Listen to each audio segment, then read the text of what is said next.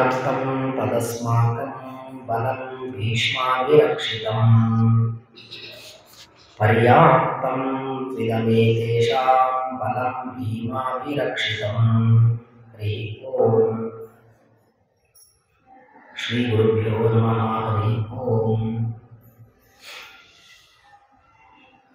सकल ಗುಣಪರಿಪೂರ್ಣರಾದ ವೇದವ್ಯಾಸದೇವರು ರಚನೆ ಮಾಡಿದ ಕೃಷ್ಣನಿಂದ ಉಪರಿಷ್ಟವಾದ ಶ್ರೀಮದ್ ಭಗವದ್ಗೀತೆಯ ಮೊದಲನೇ ಅಧ್ಯಾಯವನ್ನು ನಾವೆಲ್ಲ ಕೇಳ್ತಾ ಇದ್ದೇವೆ. ನಿನ್ನೆಯ ದಿನ ನಾವು ಕೇಳಿದಂತೆ ದುರ್ಯೋಧನ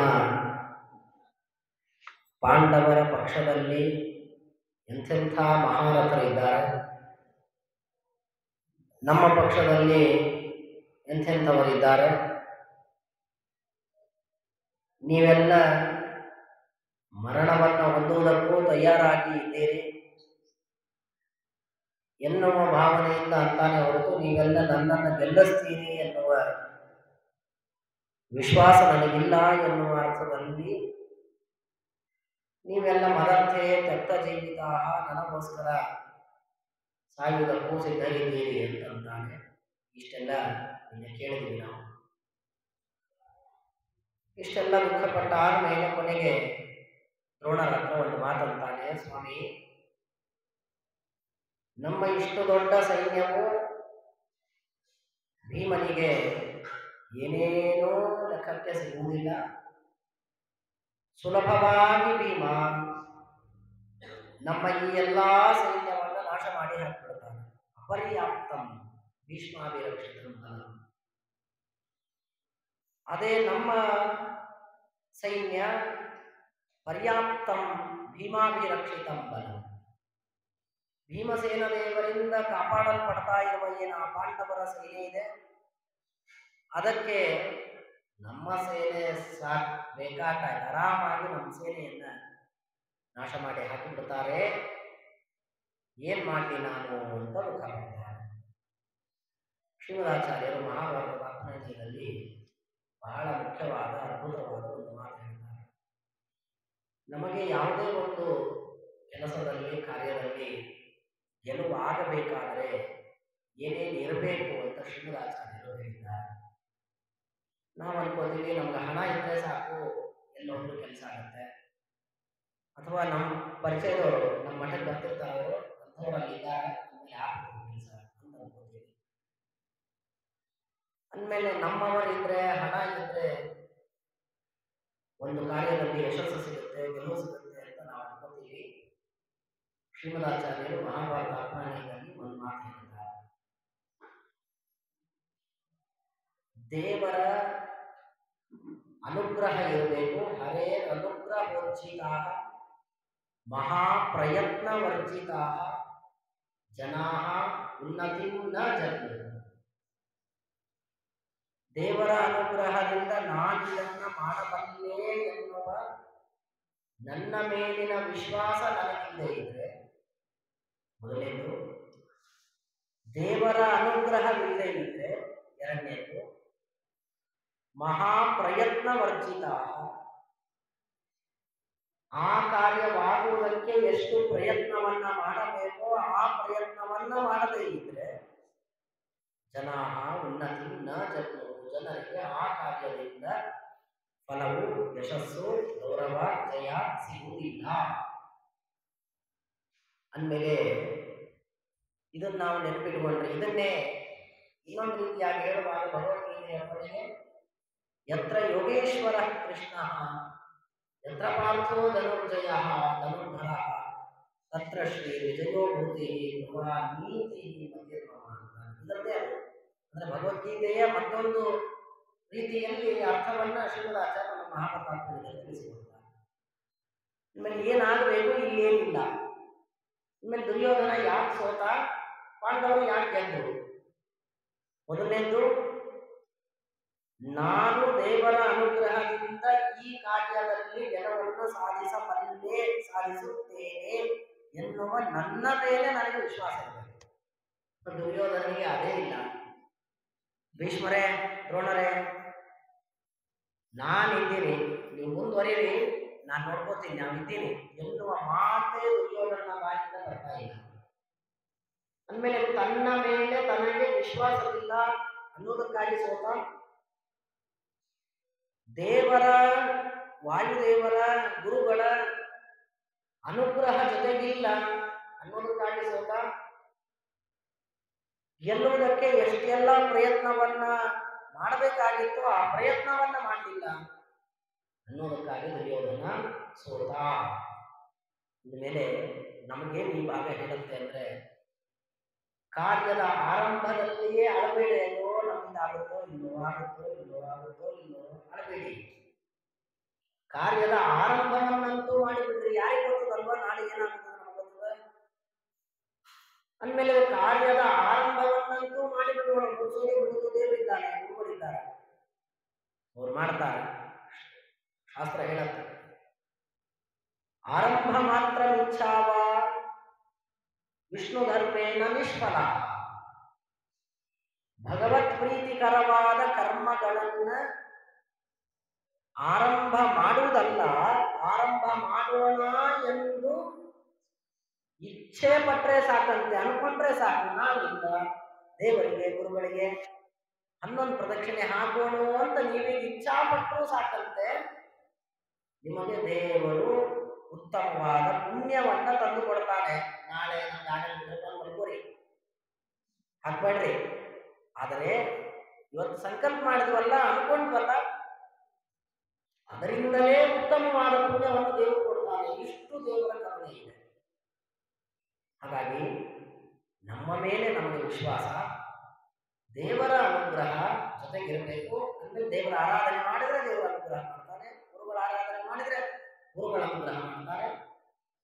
ಅದಕ್ಕೆ ಬೇಕಾಗುವಷ್ಟು ಪ್ರಯತ್ನವನ್ನು ನಾವು ಮಾಡಿದ್ರೆ ದೇವರು ಕಾರ್ಯವನ್ನು ಯಶಸ್ವಿಗೊಳಿಸ್ತಾನೆ. ದುರ್ಯೋಧನ ಇದು ಯಾವುದನ್ನೂ ಮಾಡಿಲ್ಲ, ಇದು ಯಾವುದೋ ದುರ್ಯೋಧನ ಜೊತೆಗೆ ಇಲ್ಲ. ಹಾಗಾಗಿ ದುರ್ಯೋಧನ ಯುದ್ಧದಲ್ಲಿ ಸೋತ. ಆಮೇಲೆ ನಾವು ಸೋಲ್ಬಾರ್ದ, ಗೆಲ್ಬೇಕಾ? ಹಾಗಾದ್ರೆ ನಾವು ಹೀಗೆ ಇರಬೇಕು ಎನ್ನುವ ಸಂದೇಶವನ್ನ ಶ್ರೀಮದಾಚಾರ್ಯರು ನಮಗೆ ತಿಳಿಸಿಕೊಡ್ತಾ ಇದ್ದಾರೆ.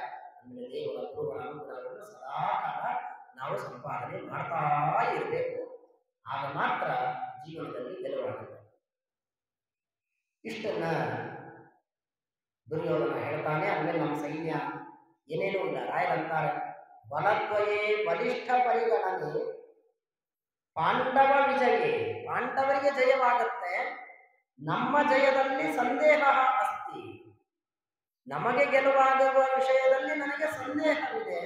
ಹಾಗಾಗಿ ಸ್ವಾಮಿ ಭೀಷ್ಮರೇ, ದ್ರೋಣರೇ, ಬಹು ಸನ್ನದ್ಧಾಹ ಭವಂತು. ನೀವೆಲ್ಲ ಅಲರ್ಟ್ ಆಗಿರ್ರಿ, ನೀವೆಲ್ಲ ಅತ್ಯಂತ ಎಚ್ಚರದಿಂದ ನೀವು ಯುದ್ಧವನ್ನ ಆಡ್ರಿ ಅಂತ ದುರ್ಯೋಧನ ಬಂದು ಹೇಳ್ತಾ ಇದ್ದಾನೆ. ಅಂದ್ರೆ ದೇವರನ್ನ ಜೊತೆಗೆ ಇಟ್ಕೊಳ್ಳಲೇಬೇಕು ಯಾವಾಗ. ಸರಿ, ಇಷ್ಟ ಆಯ್ತು. ಆಗ ಭೀಷ್ಮರು ಆಯ್ತು ಬಿಡಪ್ಪ ನೋಡೋಣ ಅಂತ ಹೇಳಿ ಇಷ್ಟೊಂದು ಮಾಡೋದಂತೆ. ಭೀಷ್ಮಾಚಾರ್ಯರು ಆಗಿದ್ದಾಗೆ ಅಯನೇಷು ಚ ಸರ್ವೇಷು ಯಥಾಭಾಗಂ ಅವಸ್ಥಿತಾ ಭೀಷ್ಮಂ ಏವ ಅಭಿರಕ್ಷಂತು ಭವಂತಃ ಸರ್ವೇ. ಇದು ಇನ್ನೊಂದು ದುರ್ಯೋಧನ. ಎಲ್ಲ ತನ್ನ ಸೇನಾಪತಿಗಳಿಗೆ, ಎಲ್ಲ ಸೈನಿಕರಿಗೆ, ದ್ರೋಣರಿಗೆ, ಎಲ್ಲರಿಗೆ ದುರ್ಯೋಧನ ಹೇಳ್ತಾನೆ, ನೋಡ್ರಿಪ್ಪ, ಇವತ್ತಿನಿಂದ ನಿಮ್ಮ ಕೆಲಸ ಯುದ್ಧ ಮುಗಿಯೋದಂತ. ಏನು? ಎಲ್ಲ ಕಡೆಯಿಂದ ಸುತ್ತಮುತ್ತ ನಿಂತು ಭೀಷ್ಮಾಚಾರ್ಯರಿಗೆ ಏನಾಗದೇ ಇದ್ದಂತೆ ರಕ್ಷಣೆ ಮಾಡ್ತಾರೆ. ಇದೇ ನಿಮ್ಮ ಜವಾಬ್ದಾರಿ ಅಂತ. ಏನ್ ಅನ್ಬೇಕಾಗಿತ್ತು? ನೋಡ್ರಿಪ್ಪ, ನೀವು ಏನ್ ಮಾಡ್ತೀರೋ ಮಾಡ್ರಿ, ನನ್ನ ಸಪೋರ್ಟ್ ಅದ, ನಾನು ಇದ್ದೀನಿ ನಿಮ್ಮ ಜೊತೆಗೆ, ನಮಗ್ ಗೆಲುವ ಅಂತ ಅನ್ಬೇಕಲ್ವಾ? ಆದರೆ ದುರ್ಯೋಧನ ಏನಂತಾನೆ, ನೀವು ಎಲ್ಲಿ ನಿಂತು ಏನಾದ್ರೂ ಮಾಡ್ರಿ, ಭೀಷ್ಮರನ್ನೇ ರಕ್ಷಣೆ ಮಾಡಬೇಕು. ಭೀಷ್ಮರಿದ್ರೆ ನಮಗೆ ಗೆಲುವು, ಭೀಷ್ಮರಿಲ್ಲದೆ ಇದ್ರೆ ನಮಗೆ ಗೆಲುವಿಲ್ಲ ಎನ್ನುವ ಅರ್ಥದಲ್ಲಿ ಭೀಷ್ಮರನ್ನ ರಕ್ಷಣೆ ಮಾಡುವುದೇ ನಮ್ಮ ಮುಖ್ಯ ಕೆಲಸ ಅಂತ. ಅಂದಮೇಲೆ ಯಾವುದು ಮುಖ್ಯ, ಯಾವುದು ಅಮುಖ್ಯ? ಅಡಿಗೆ ಮಾಡುವುದು ಮುಖ್ಯವಾ? ಮಾಡಿದ ಅಡಿಗೆಯನ್ನ ಆಚಾರ್ಯರಿಗೆ ಹೊಟ್ಟೆ ತುಂಬ ಬಡಿಸುವುದು ಮುಖ್ಯವಾ? ಅಡಿಗೆ ಮಾಡೋದೇನೋ 20 ತರ ಸ್ವೀಟ್ ಮಾಡಿ ಚೆನ್ನಾಗಿ ಅಡಿಗೆ ಮಾಡಿದ್ರೆ ಬೆಳಗ್ಗೆ 6ಕ್ಕೆ ಹೊರಿಸಿ 1 ತನಕ ಆಚಾರ್ಯ ಬಡಿಸುವಾಗ ಏನ್ ಆಚಾರ್ಯ 1ಕ್ಕೆ ಬರ್ರಿ ಅಂತ 3ಕ್ಕೆ ಬಂದ್ರಿ ಏನ್ ಮಾಡ್ತೀರ ತಗೋರಿ ತಿನ್ರಿ ಹೋಗ್ರಿ ತಿನ್ರಿ ತಗೋರಿ ಅಂತ ನಾನು ಬಡಿಸ್ತೀನಿ ಎಂದರೆ ನೀವು ಎಷ್ಟು ಅಡಿಗೆ ಮಾಡಿ ಇಲ್ಲ ಅಲ್ವಾ? ಅಂದಮೇಲೆ ಅಡಿಗೆ ಮಾಡುವುದು ಮುಖ್ಯವಾ, ಆಚಾರ್ಯರಿಗೆ ಸಂತೋಷದಿಂದ ಬಡಿಸುವುದು ಮುಖ್ಯವಾ? ಬಡಿಸುವುದು ಮುಖ್ಯ ಅಲ್ವಾ? ನೀವು ಅಡಿಗೆ 4 ಸ್ವೀಟ್ ಕಡಿಮೆ ಮಾಡ್ರಿ, ಆದ್ರೆ ಅದನ್ನೇ ಮಾಡಿದ 2ಅನ್ನೇ ಸಂತೋಷದಿಂದ ಪ್ರೀತಿಯಿಂದ ಬಡಿಸ್ಬೇಕು, ಅದು ಮುಖ್ಯ. ಹಾಗೆ ಯುದ್ಧದಲ್ಲಿ ಗೆಲ್ಲುವುದು ಮುಖ್ಯವೇ ಹೊರತು ಒಬ್ಬರನ್ನ ರಕ್ಷಣೆ ಮಾಡುವುದಕ್ಕಾಗಿ ಇಡೀ ಸೈನ್ಯವನ್ನ ನಿಯಮಿಸುವುದು ತಪ್ಪು. ಆದ್ರೆ ದುರ್ಯೋಧನ ಅಂತಾನೆ ಭೀಷ್ಮಂ ಏವ ಅಭಿರಕ್ಷಂತಿ. ರಾಯರಂತಾರೆ ಅನ್ಯೈಃ ಯುಧ್ಯಮಾನೋ ಭೀಷ್ಮಃ ಪೃಷ್ಠತಃ ಅರಿಭಿಃ ಯಥಾ ನ ಹನ್ಯತೆ ತಥಾ ರಕ್ಷಂತು ಇತಿ ದ್ರೋಣಾಚಾರ್ಯ ಮುಕ್ತ ವಿಷಸಾರ. ಅಂದಮೇಲೆ ಇಡೀ ದುರ್ಯೋಧನನ ಅಜೆಂಡಾ ಏನೆಂದರೆ 18 ದಿನದ ಯುದ್ಧದಲ್ಲಿ ದುರ್ಯೋಧನನ ಅಥವಾ 10 ದಿನದ ಯುದ್ಧದಲ್ಲಿ ದುರ್ಯೋಧನನ ಗುರಿ ಎಲ್ಲಿತ್ತು, ದುರ್ಯೋಧನನ ಸೈನ್ಯದ ಗುರಿ ಎಲ್ಲಿತ್ತು, ಗೆಲ್ಲುವುದಕ್ಕಾಗಿ ಇರಲಿಲ್ಲ ಹೊರತು ಭೀಷ್ಮರನ್ನ ರಕ್ಷಣೆ ಮಾಡುವುದು ಗುರಿಯಾಗಿ ಇತ್ತು ಎನ್ನುವುದು ನಮಗೆ ಈ ಶ್ಲೋಕದಿಂದ ತಿಳಿಯುತ್ತದೆ.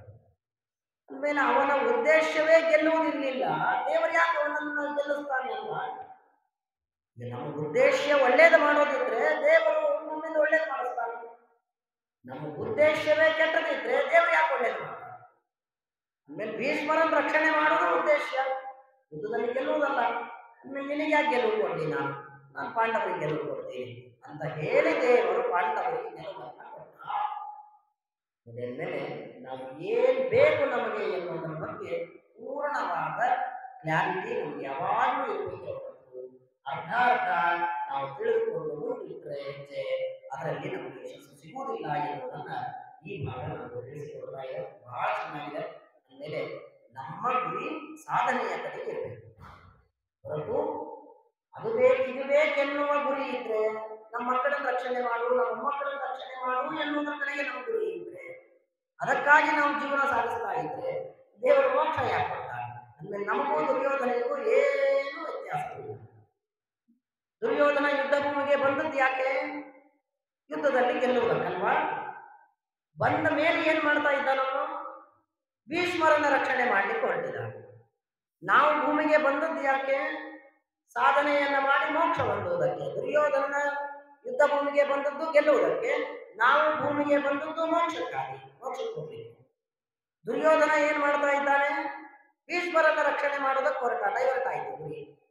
ನಾವು ಎದಕ್ಕೆ ಬಂದೀವಿ? ಮೋಕ್ಷಕ್ಕಾಗಿ. ನಾವೇನ್ ಮಾಡ್ಲಿಕ್ಕೀವಿ?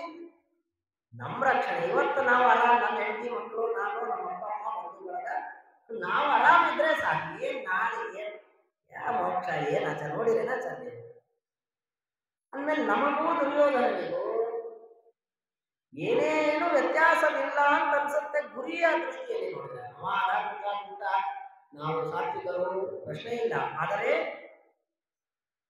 ದುರ್ಯೋಧನ ಹೇಗೆ ಉದ್ದೇಶವನ್ನೇ ಮರ್ತ, ನಾವು ಹಾಗೆ ನಮ್ಮ ಗುರಿಯನ್ನ, ನಮ್ಮ ಉದ್ದೇಶವನ್ನೇ ನಾವು ಮರೆತು ಆರಾಮಾಗಿ ಇದ್ದೀವಿ.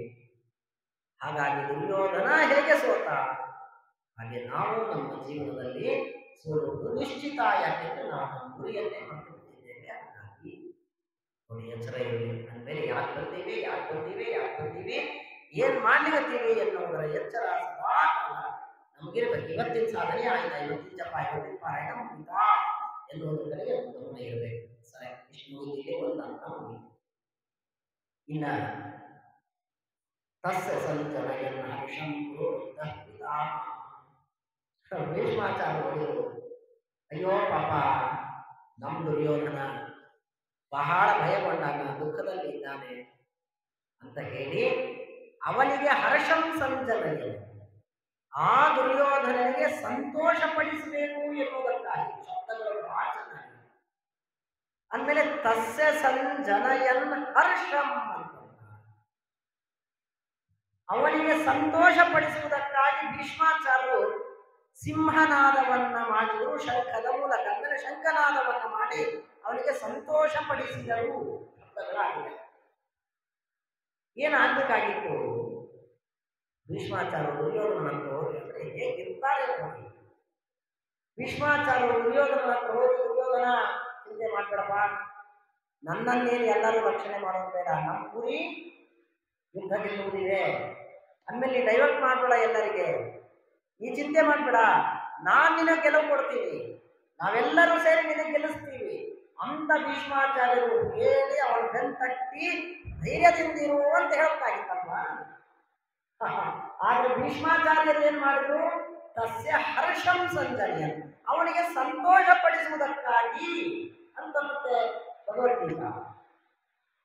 ಅಂದಮೇಲೆ ದುಃಖದಲ್ಲಿ ಇದ್ದ, ರಾಯರಂತಾರೆ ವಿಷಾದಿಯಾಗಿದ್ದ, ದುಃಖದಲ್ಲಿ ಇದ್ದ, ದುಃಖ ಪಡಬೇಡಪ್ಪ ಯುದ್ಧ ಶುರು ಮಾಡ್ತೀವಿ ಅಂತ ಅವನಿಗೆ ಕೇವಲ ಸಂತೋಷ ಪಡಿಸುವುದಕ್ಕಾಗಿ ಶಂಖನಾದವನ್ನ ಮಾಡಿದ್ರು. ಆಮೇಲೆ ನಾನು ಅಧಾರ್ಮಿಕ ಅಂತಾದ್ರೆ ನನ್ನ ಸುತ್ತಮುತ್ತಲಿರುವವರನ್ನು ದೇವರು ನನಗೆ ಜೊತೆಗಿರುವಂತೆ ಮಾಡ್ತಾನೆ, ಅದು ಯಾರಿಂದಲೂ ನನಗೆ ಒಳ್ಳೆಯದಾಗದೇ ಇರುವಂತೆ ಅನುಗ್ರಹವನ್ನು ಮಾಡ್ತಾನೆ. ಬಹಳ ಚೆನ್ನಾಗಿ ಅರ್ಥ ಮಾಡಿದ್ದೇನೆ. ನಾನು ಸಾತ್ವಿಕನಾಗಿದ್ರೆ ನನ್ನ ಸುತ್ತಮುತ್ತಲಿದ್ದವರು ಎಲ್ಲರಿಂದಲೂ ನನಗೆ ಒಳ್ಳೆಯದಾಗುವಂತೆ ಮಾಡ್ತಾನೆ. ಯಾರು ಇದ್ರೆ, ಇಲ್ಲದೆ ಇದ್ರಂತೂ ಪ್ರಶ್ನೆನೇ ಇಲ್ಲ, ನನಗೊಬ್ಬರಿಗೆ ದೇವರ ಅನುಗ್ರಹ ಮಾಡ್ತಾನೆ. ನಾನು ದುಷ್ಟನಾಗಿದ್ರೆ ನನ್ನ ಸುತ್ತಮುತ್ತ ಸಾವಿರಾರು ಜನರನ್ನು ಇಡ್ತಾನೆ, ಆದರೆ ಅವರು ಯಾರಿಂದಲೂ ನನಗೆ ಸಂತೋಷ ಎಳ್ಳು ಕಾಳಿನಷ್ಟೂ ಆಗದೇ ಇರುವಂತೆ ದೇವರು ಅನುಗ್ರಹವನ್ನು ಮಾಡ್ತಾನೆ, ವ್ಯವಸ್ಥೆಯನ್ನ ಮಾಡುತ್ತಾನೆ. ಇದು ದೇವರ ನಿಯಮ. ರಾವಣನ ಜೊತೆಗೆ ಎಷ್ಟು ಜನ ಇದ್ರು, ಅಷ್ಟು ಸಣ್ಣ ಜಾಗದಲ್ಲಿ ವರ ಪಡೆದು ಲಕ್ಷ ಲಕ್ಷ ಸೈನಿಕರನ್ನ ಇಟ್ಟುಕೊಳ್ಳುವಂತೆ ಅನುಕೂಲ ಮಾಡಿಕೊಂಡಿದ್ದ ರಾವಣ. ಆದ್ರೆ ಆ ರಾವಣ ಅವರು ಯಾರಿಂದಲೂ ಗೆಲ್ಲಲಿಕ್ಕೆ ಸಾಧ್ಯ ಆಗಲಿಲ್ಲ, ಅವರು ಯಾರಿಂದಲೂ ಒಂದು ಕ್ಷಣ ಸಂತೋಷವನ್ನ ರಾವಣ ಅನುಭವಿಸಲಿಕ್ಕಾಗಲಿಲ್ಲ. ಎಷ್ಟು ಜನ ಇದ್ರು, ಯಾಕೆ ರಾವಣ ದುಷ್ಟ. ಅದೇ ಪಾಂಡವರು ಕಾಡಿನಲ್ಲಿ ಇದ್ದಾರೆ, ಯಾವ ಸೈನಿಕರಿಲ್ಲ, ಯಾವ ಅಸ್ತ್ರಶಸ್ತ್ರಗಳಿಲ್ಲ, ಯಾವ ರಾಜರಿಲ್ಲ, ಏನಿಲ್ಲ ಜೊತೆಗೆ. ಆದ್ರೆ 12 ವರ್ಷ ಪಾಂಡವರು ಅತ್ಯಂತ ಸುಖದಲ್ಲಿ ಕಾಲ ಕಳೆದರು. ಅಂದ್ರೆ ಈ ಎರಡು ಘಟನೆ ನಮಗೆ ತಿಳಿಸುತ್ತೆ, ನಾನು ದುಷ್ಟನಾಗಿದ್ರೆ ನನ್ನ ಜೊತೆಗೆ ಸಾವಿರಾರು ಜನರಿದ್ದು ನಾನು ಸಂತೋಷದಿಂದ ಇರಲಿಕ್ಕೆ ಸಾಧ್ಯ ಇಲ್ಲ. ನಾನು ಸಾತ್ವಿಕನಾಗಿದ್ರೆ ನನ್ನ ಜೊತೆಗೆ ಯಾರು ಇರ್ಲಿ ಬಿಡ್ಲಿ ನಾನು ಸಂತೋಷದಿಂದ ಇರುವಂತೆ ದೇವರು ಅನುಗ್ರಹ ಮಾಡ್ತಾನೆ. ಇದೇ ಅರ್ಥದಲ್ಲೇ ಸುಖ ದುಃಖೇ ಸಮೀಕೃತ್ವ ಲಾಭ ಲಾಭೋ ಜಯಾಜಯರು ಅಂತ ಹೇಳ್ತೀವಿ. ಯಾರು ಇರ್ಲಿ ಬಿಡ್ಲಿ ನಿನ್ನಷ್ಟೇ ನೀನು ಸಂತೋಷದಿಂದ ಇರು. ಇನ್ನೊಬ್ಬರಿಂದ ಸಂತೋಷವನ್ನ ಬಯಸುವ ನೀನು ಎಷ್ಟು ದಿವಸ ಇನ್ನೊಬ್ಬರಿಂದ ಸಂತೋಷವನ್ನು ಬಯಸ್ತಿ, ಅಥವಾ ಇನ್ನೊಬ್ಬರು ಎಷ್ಟು ದಿನ ನಿನಗೆ ಸಂತೋಷವನ್ನ ಕೊಡಲಿಕ್ಕೆ ಸಾಧ್ಯ. ಅಂದಮೇಲೆ ನಾವು ಜಯವನ್ನಾಗಲಿ ಸಂತೋಷವನ್ನಾಗಲಿ ಯಶಸ್ಸನ್ನಾಗಲಿ ಇನ್ನೊಬ್ಬರಿಂದ ಬಯಸುವುದಲ್ಲ, ನಮ್ಮಿಂದಲೇ ದೇವರ ಅನುಗ್ರಹದಿಂದ ಅದನ್ನು ನಾವು ಬಯಸಬೇಕು. ಆಗ ಮಾತ್ರ ನಾವು ಸಂತೋಷದಿಂದ ಇರಲಿಕ್ಕೆ ಸಾಧ್ಯ, ಸಂಸಾರದ ಭಯದಿಂದ ದೂರವಾಗಲಿಕ್ಕೆ ಸಾಧ್ಯ ಎನ್ನುವ ಸಂದೇಶವನ್ನ ಈ ಭಾಗ ನಮಗೆ ತಿಳಿಸಿಕೊಡ್ತಾ ಇದೆ. ಅಂತೂ ಭೀಷ್ಮಾಚಾರ್ಯರು ಏನು ಧೈರ್ಯ ಕೊಡಲಿಲ್ಲ, ಅವನ ಪಾಪ ಸಂತೋಷ ಪಡಿಸಬೇಕು ಅಂತ ಹೇಳಿ ಜೋರಾಗಿ ಶಂಖನಾದವನ್ನ ಮಾಡಿದರು. ಇದು ಒಂದು ಭಾಗ. ಈ ಶಂಖನಾದವಾದ ಮೇಲೆ ಅನೇಕ ಬೇರೆ ನಾದಗಳೆಲ್ಲ ಅದು ಮುಗಿತು. ಯಾವಾಗ ಭೀಷ್ಮಾಚಾರ್ಯರು ಮತ್ತು ಅವರ ಎಲ್ಲ ಸೈನ್ಯ ಶಂಖನಾದಗಳನ್ನೆಲ್ಲ ಮಾಡಿತೋ ಆಗ ಕೃಷ್ಣ ಅಂದ, ಇನ್ನು ನಾವು ಶುರು ಮಾಡೋಣ ಬರ್ರಿ ಅಂತ ಹೇಳಿ ಕೃಷ್ಣಾದಿಗಳೆಲ್ಲ ಶಂಖನಾದವನ್ನ ಮಾಡ್ತಾರೆ. ಇಲ್ಲಿ ಒಂದು ಮಾತನ್ನ ಎಲ್ಲರೂ ಗಮನಿಸಿಕೊಳ್ಳುತ್ತೆ. ಯುದ್ಧವೆಲ್ಲ ಮುಗಿದ ಮೇಲೆ ಧರ್ಮರಾಜ ಸಂಶಯ ಪಡ್ತಾನೆ. ನನ್ನಿಂದಲೇ 18 ಅಕ್ಷೌಹಿಣಿ ಸೈನ್ಯ ನಾಶವಾಯಿತು, ಇಷ್ಟೆಲ್ಲ ಜನ ಸಾಯುವುದಕ್ಕೆ ನಾನು ಕಾರಣ.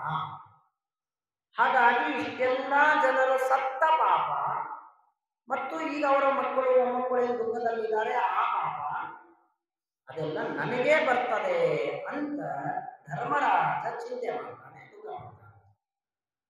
ಆಗ ಸ್ವಯಂ ವೇದವ್ಯಾಸ ದೇವರು, ಸ್ವಯಂ ಕೃಷ್ಣ ಈ ಮಾತುಗಳನ್ನ ತಿಳಿಸ್ತಾರೆ.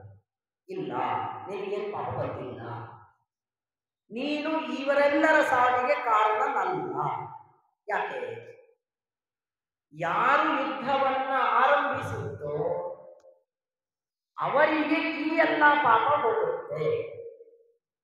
ಯಾರು ಯುದ್ಧವನ್ನ ಆರಂಭಿಸಿಲ್ಲ, ಯುದ್ಧವನ್ನ ಆರಂಭ ಮಾಡಿದವರು ಯಾರೋ, ನಾನು ನನ್ನ ರಕ್ಷಣೆಗಾಗಿ ಅಸ್ತ್ರಶಸ್ತ್ರಗಳನ್ನ ಬಿಟ್ಟಿದೆ. ಯುದ್ಧ ಹೊಡೆಯಲು ಶುರು ಮಾಡಿದ್ದೇವೆ ನೀವು, ನಾನು ಕ್ಷತ್ರಿಯ, ಓಡಿ ಹೋಗಿಲ್ಲ. ಹಾಗಾಗಿ ನಾನೇನು ಮಾಡಿದೆ, ನೀವು ಬಿಟ್ಟ ಬಾಣಗಳಿಂದ ನಾನು ಸಾಯಬಾರದು ಅನ್ನೋದಕ್ಕಾಗಿ ನನ್ನನ್ನು ನಾನು ರಕ್ಷಣೆ ಮಾಡಿಕೊಂಡೆ.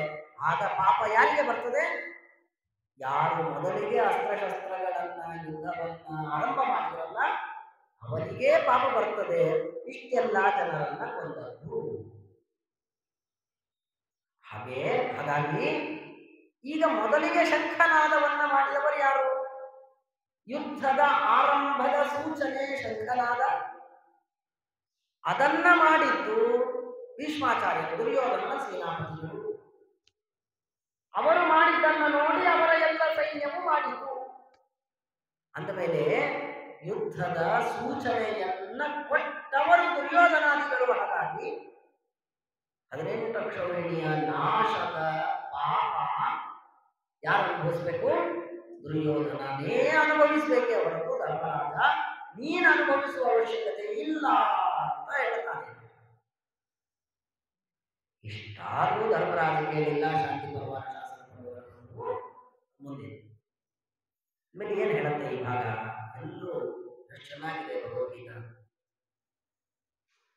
ಯಾರು ನಾವು ಮೊದಲಿಗೆ ವಿಷ್ಣು ವೈಷ್ಣವರನ್ನ ದ್ವೇಷ ಮಾಡ್ಲಿಕ್ಕೆ ಆರಂಭಿಸ್ತೀವಿ ನೋಡ್ರಿ, ಆ ಪಾಪ ಆಮೇಲೆ ಅದು ಬೆಳೆದಂತೆ ಆ ಪಾಪವೆಲ್ಲ ನಮಗೆ ಬರ್ತಾ ಇರ್ತದೆ. ನಾನು ನನ್ನ ಮಗನಿಗೆ ಸಂಸ್ಕಾರ ಕೊಡಲಿಲ್ಲ, ಏನಂತ? ಆಚಾರ ಬಂದ್ರೆ ನಮಸ್ಕಾರ ಮಾಡು ಅಂತ ನಾನು ನನ್ನ ಮಗನಿಗೆ ಸಂಸ್ಕಾರ ಕೊಡದೇ ಇದ್ರೆ, ನನ್ನ ಮಗ ನನ್ನ ಮೊಮ್ಮಗನಿಗೆ ಕೊಡಲಿಲ್ಲ, ನನ್ನ ಮೊಮ್ಮಗ ಅವನ ಮಗನಿಗೆ ಕೊಡಲಿಲ್ಲ, ಆಗ ಈ ಸಂಸ್ಕಾರದ ಏನೊಂದು ಚಕ್ರ ಇದೆ ಇದು ಮೊದಲಿಗೆ ಬಿಡಿಸಿದ್ದು ನಾನು. ಹಾಗಾಗಿ ನಾನು ಎಲ್ಲೇ ಇದ್ರು ನನ್ನ ಆ ವಂಶ ಮುಗಿಯುವವರೆಗೆ ಅದರ ಪಾಪವನ್ನ ನಾನು ಯಾವುದೇ ಯೋನಿಯಲ್ಲಿದ್ದು ಅನುಭವಿಸ್ತಾ ಇರಬೇಕು. ಯಾಕೆ? ನನ್ನಿಂದ ಇಷ್ಟೆಲ್ಲಾ ಜನರು ಪಾಪವನ್ನ ಮಾಡುವುದಕ್ಕೆ ಸಾಧ್ಯವಾಗಿದೆ. ಬಹಳ ವಿಚಿತ್ರ ಇದೆ. ಆಮೇಲೆ ನನ್ನಿಂದ ಪಾಪವಾದಷ್ಟೇ ನನಗೆ ಪಾಪದ ಫಲವಲ್ಲ, ನಾನು ನಿಯಾಮಕನಾಗಿ ಇದ್ದಾಗಲೂ ಯಾರ್ಯಾರು ಏನೇ ತಪ್ಪು ಮಾಡ್ತಾರೋ ಅದರದೆಲ್ಲ ಪಾಪದ ಫಲವನ್ನ ನಾನು ಅನುಭವಿಸಬೇಕು. ಅಂದಮೇಲೆ ದುರ್ಯೋಧನ ನಿಯಾಮಕ ರಾಜ. ಈಗ ಆ ದುರ್ಯೋಧನನಾದ ರಾಜನಿಗೇನೆ ಭೀಷ್ಮಾದಿಗಳೆಲ್ಲ ಶಂಖನಾದವನ್ನ ಮಾಡಿ ಏನು ಯುದ್ಧದ ಸೂಚನೆಯನ್ನು ಕೊಟ್ಟಲ್ಲ, ಎಲ್ಲರೂ ಸತ್ತಲ್ಲ, ಅದರದೆಲ್ಲ ಪಾಪ ದುರ್ಯೋಧನಿಗೆ ಹೋಗಿ ಸೇರುತ್ತದೆ. ಆಮೇಲೆ ನಮ್ಮ ಮನೆಯೊಳಗೆ ನಾವೆಲ್ಲ ಹಿರಿಯರಿರುವಾಗ ಎಚ್ಚರದಿಂದಿರಬೇಕು. ನಾವು ಹಿರಿಯರಿರುವಾಗ ನಮ್ಗಿಂತ ಕೆಳಗಿನವರು ಏನೇ ತಪ್ಪು ಮಾಡಿದ್ರು ಅದರದೆಲ್ಲ ಪಾಪ ಬಂದು ನಮಗೆ ಅಂಟಿಕೊಳ್ಳುತ್ತೆ. ಅದು ದಾಸರು ಒಂದು ಹಾಡಿದೆ, ಅದನ್ನೆಲ್ಲ ತಪ್ಪಿಕೊಂಡಿದ್ದಾರೆ. ಗಂಡ ಮಾಡಿದ ಪುಣ್ಯ ಹೆಂಡತಿಗೆ ಅಲ್ಲ, ಗಂಡ ಮಾಡಿದ ಪಾಪ ಹೆಂಡತಿಗೆ, ಹೆಂಡತಿ ಮಾಡಿದ ಪುಣ್ಯ ಗಂಡನಿಗೆ. ಇದೆಯಲ್ಲ ರಿವರ್ಸ್. ಗಂಡ ಮಾಡಿದ ಪುಣ್ಯ ಹೆಂಡತಿಗೆ, ಹೆಂಡತಿ ಮಾಡಿದ ಪಾಪ ಗಂಡನಿಗೆ. ಏನ್ ಸಂತೋಷ ಆಗ್ತದೆ ಕೇಳಿದಾಗಿದ್ದಾರೆ. ಯಾಕ್ರಿ ಪಾಪ ಮಾಡ್ಲಿಕ್ಕೆ? ಇಲ್ರಿ, ನನ್ನ ಗಂಡನಿಗೆ ಅಂದ್ಮೇಲೆ ಅವನಿಗೆ ಇಲ್ಲಂತೂ ಹೊಡಿಲಿಕ್ಕೆ ಸಾಧ್ಯ ಇಲ್ಲ, ನಾನು ಅಲ್ಲಿ ಜ್ಞಾನ ಬೆಳೆಸೋಣ, ಅದಕ್ಕೆ ಪಾಪ ಮಾಡ್ಲಿಕ್ಕೆ ಅಲ್ವಾ? ಇದಕ್ಕೆ ಅರ್ಥ ಇಲ್ಲ. ಹಿಂಗಲ್ಲ. ಮನೆಯಲ್ಲಿ ಯಾರೇ ಸಣ್ಣವರು, ಗಂಡ ಹೆಂಡತಿ ಮಕ್ಕಳು ಅಂತಿದ್ರೆ ಗಂಡನಿಗಿಂತ ಹೆಂಡತಿ ಸಣ್ಣವಳು. ಅವಳು ಎಷ್ಟೇ ಲಕ್ಷಾಂತರ ರೂಪಾಯಿ ದುಡ್ದಿರಲಿ, ಗಂಡ 10,000 ದುಡ್ದಿರಲಿ. ಹಣದ ವಿಷಯದಲ್ಲಿ ಲೌಕಿಕವಾಗಿ ಅವಳು ದೊಡ್ಡವಳಾದರೂ ಕೂಡ ಶಾಸ್ತ್ರದ ವಿಷಯದಲ್ಲಿ ಗಂಡನಿಗಿಂತ ಸಣ್ಣವಳು.